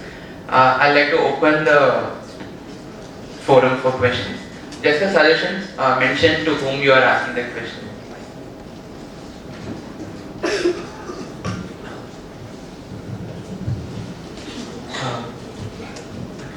Good afternoon, my name is Sai Nikhil. So the question is open for everyone. So we know that as like AI is kind of like a black box where you input the data and it gives you the recommendation for you. And many companies right now we use it for building engagement with customers, like with your users. So there is also a bad outcome that comes out of this, right? Like for example, it promotes Instagram, like people keep on scrolling, doom scrolling that we have come to know at TikTok, all these. So there's a social impact on this as well. And but these are what is needed for organizations to make money or to increase your revenues. So how do we balance both of this? And right now, if you can see, this is also leading to a big political impact as well. So how do we help students, or how do we help minors not be addicted to these apps? So what is your take on this? Now I see two different part of questions here. First one, you are asking like, how do you control your output of your generative AI chatbot and everything. Second one is, a lot of people are using reels and scrolls and everything today, where we spend a lot of time. How do we control that, right? The AI is also hyper personalized, like how we have done. It's for you, and it always triggers you to keep continuing, and it's not letting you stop. So how do we balance the social impact of that? Okay, I have two answers to your second question. First one is, that's the objective of any organization who is building that app. Okay, I'm just being very honest here, because when you say there is a monetization because you guys are scrolling, and their objective is that to make you to scroll, right? That is when they become very successful in that, right? Second thing, the guardrail what they can apply is, who is the target audience, what kind of information can be shown to them and not, is something what they can check with the data, and then they can personalize it, filter it, do all of those fencing, and then make it available. Probably for a kid who is in the schooling, appropriate content has to be done, the push notification and everything should be done. That, from the responsible AI standpoint, any organization should take in content. Okay, I'm getting a lot of interesting reels, posts, push notification in my Spotify or Netflix. I need to have my personal guardrails to stop it. You should have your timeline 15 minutes or 30 minutes and then just pause it. Otherwise, what happened, it is taking on and on. That nobody can control other than you, is my honest thought. Just I want to add what you have told just now. When I was a kid, I used to read a lot of comics. And my parents used to curse like, this guy is always into comics, and this comics is spoiling him, right? I don't know whether nowadays, at least my kids are not reading comics. They are watching YouTube and other things, as you have mentioned. And it's all about dopamine, right? If not, yesterday it was comics, today it's about reels and TikTok and other stuff. If you remove this, there will be something else which will fill your mind. So it is about, having, as Annie has suggested, it's having control about your future, about your addictive mindset. And also, just because these apps and chatbots and other things are there, we should not stop applying our brain that it's killing my time. It's, because time is not money. People used to say time is money, but I think time is costlier than money. You can lose money and you can get it back. But if you lose this time right now, you will never get it back. So be cautious about wasting time. I mean, we have to teach our kids and whoever is, spending that way his time and being addictive about that. And remember, if we ban these things, because Annie has mentioned from organizers' perspective, but the organizers are very profit oriented, and they don't like to follow these kind of regulations where you stop some kids and from scrolling and then streaming some particular kind of content which is not addictive and so on. So maybe there may be some regulations which can do this, but mostly it is on us. We should train our mind in that way that this is useful for us and our kids, and this is not useful, and we should be cautious about that. Maybe one more perspective. So I think obviously it's a responsibility of I think a lot of responsibility from parent perspective. But yeah, I think as young minds, like you got this question, I think that is very interesting. And probably as a technological next generation of technological leaders, you can think of a solution which can basically create a hyper app which can probably look from, which can use AI itself to regulate such kinds of things. So which can look different aspects and then give notifications and give some kinds of insights to directly to the parents, or some more kind of ethically it can basically give directly to you. So what could be implications for that whatever you are actually watching. So that could be possibly one solution in future. Sai, right? So AI is the culprit. AI is the culprit. AI is the culprit. I'm asking you, is AI is the culprit in your opinion? That's what, like, how AI, I'm not saying AI is the culprit, I'm saying how do organizations are utilizing AI to promote, like, to... Misusing AI. Misusing. Let's use the right word. Let's be blunt. Misusing AI. Is that what you meant? Yes. Okay. So I think the answer is no. All AI solutions have built in a component called explainability that describes how the decision was made by that AI algorithm behind the scenes. And that is very important. Explainability is very important to eliminate bias from the system. If I do not have explainability, I would not know why a decision was being made and if the decision is ethical or not. So that is by default engrossed in all our AI solutions that we implement in enterprise.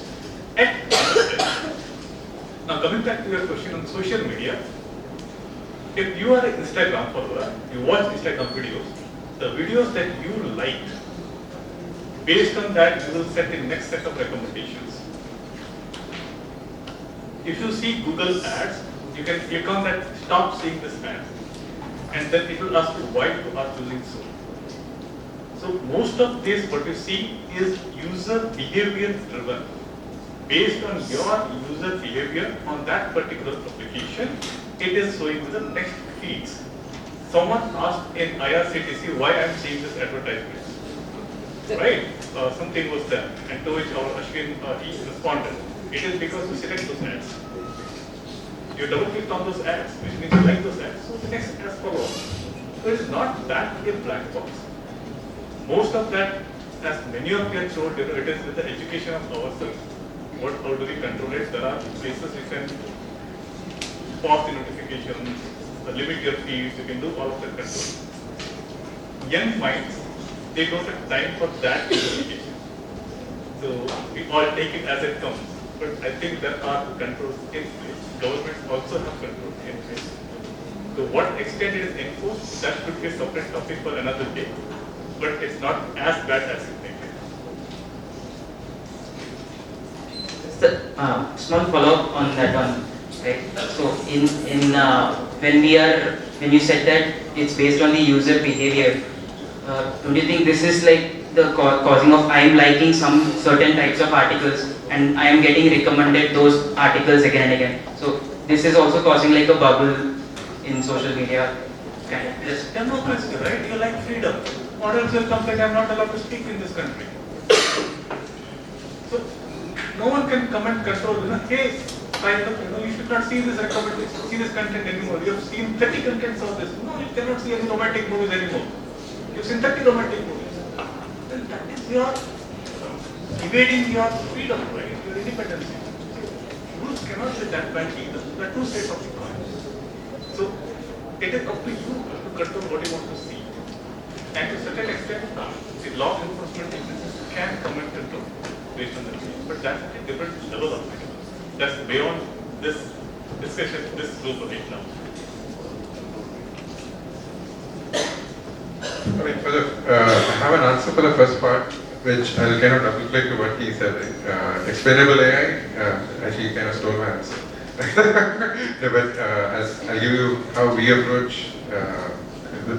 We have that similar approach across any product, AI product we build. And since you're going to be a business leader or you're going to be in product, when you are approaching any AI solutions, the first thing you should say is, why did it give this recommendation? If you're not convinced, are you going to be using it? Because you're going to be taking decisions worth millions, lakhs, crores, whatever it is, right? If you are not convinced as a business leader or as a product leader from your AI team, you're not going to go with that. So even at the Target, we literally start with the simple linear regression. You may be like, really? So for anything that's predictive, traditional AI, that's what we start with, because everybody understands speed does. Right? You all understand what adjusted R square is. We covered it in class. We got to a point where, if I give you this example of space recommendations in our stores, we got the business educated to the point where when we send out recommendations, the first question is, what is the adjusted R square? Like, okay, good, we managed to educate our business users on basic statistics. But that, I'm just giving an example of what he also mentioned, that you need to be convinced that why an AI algorithm is saying what it is. To your second question, I have no answers. I've got 2 teenagers, one's hooked on Insta and one's on YouTube. So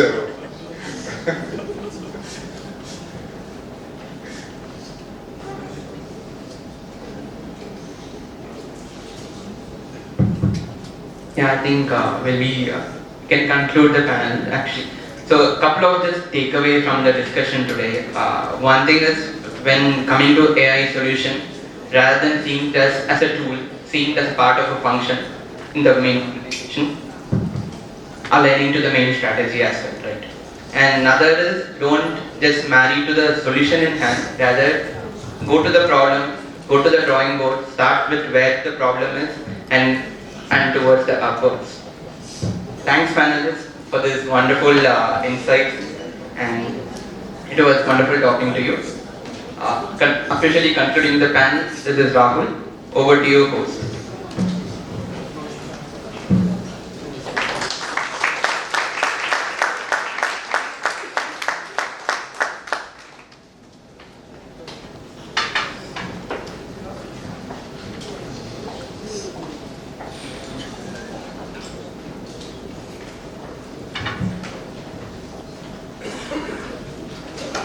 A big thank you to our panelists for their truly insightful discussion and for leaving us with lots to ponder. Please give them a round of applause for their incredible contribution to the conference. Now, I'd like to invite Father Guru to present a memento to our esteemed panelists.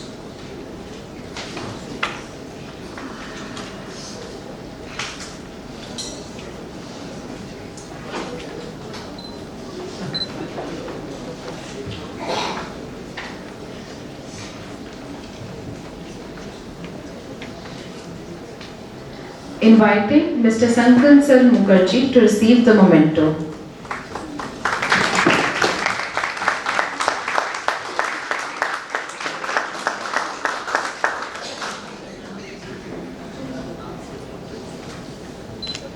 Sir.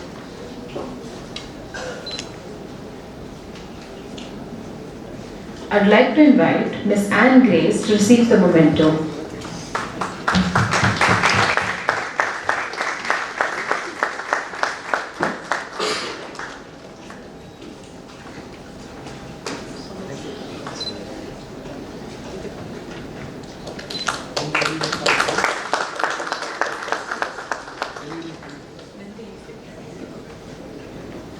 Now inviting Mr. Amar Kumar to receive the memento.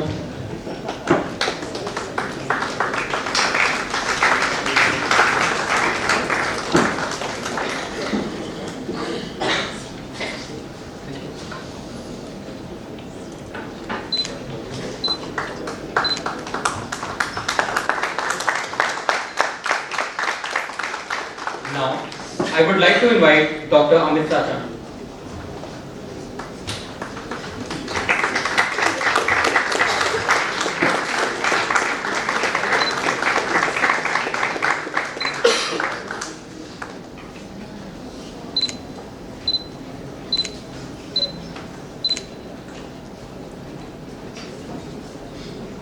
I would like to invite Mr. Ramakanta Panigre.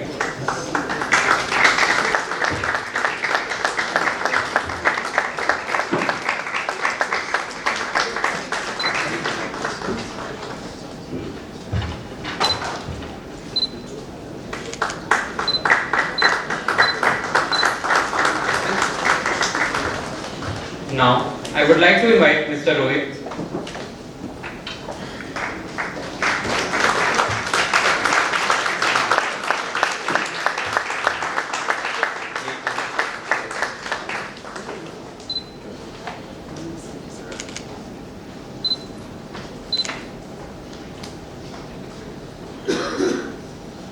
Thank you, sir.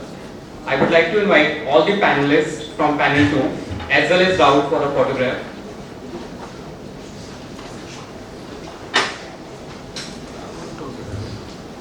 Let's give a huge round of applause.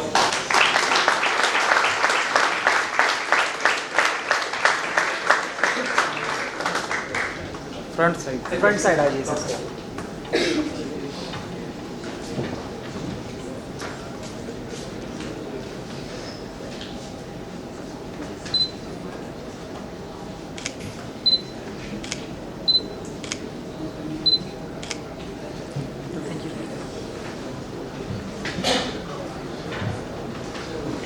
Finally, on behalf of the AI Club, we'd like to thank all the panelists, guests, dignitaries, support staff, and most importantly, the students present here.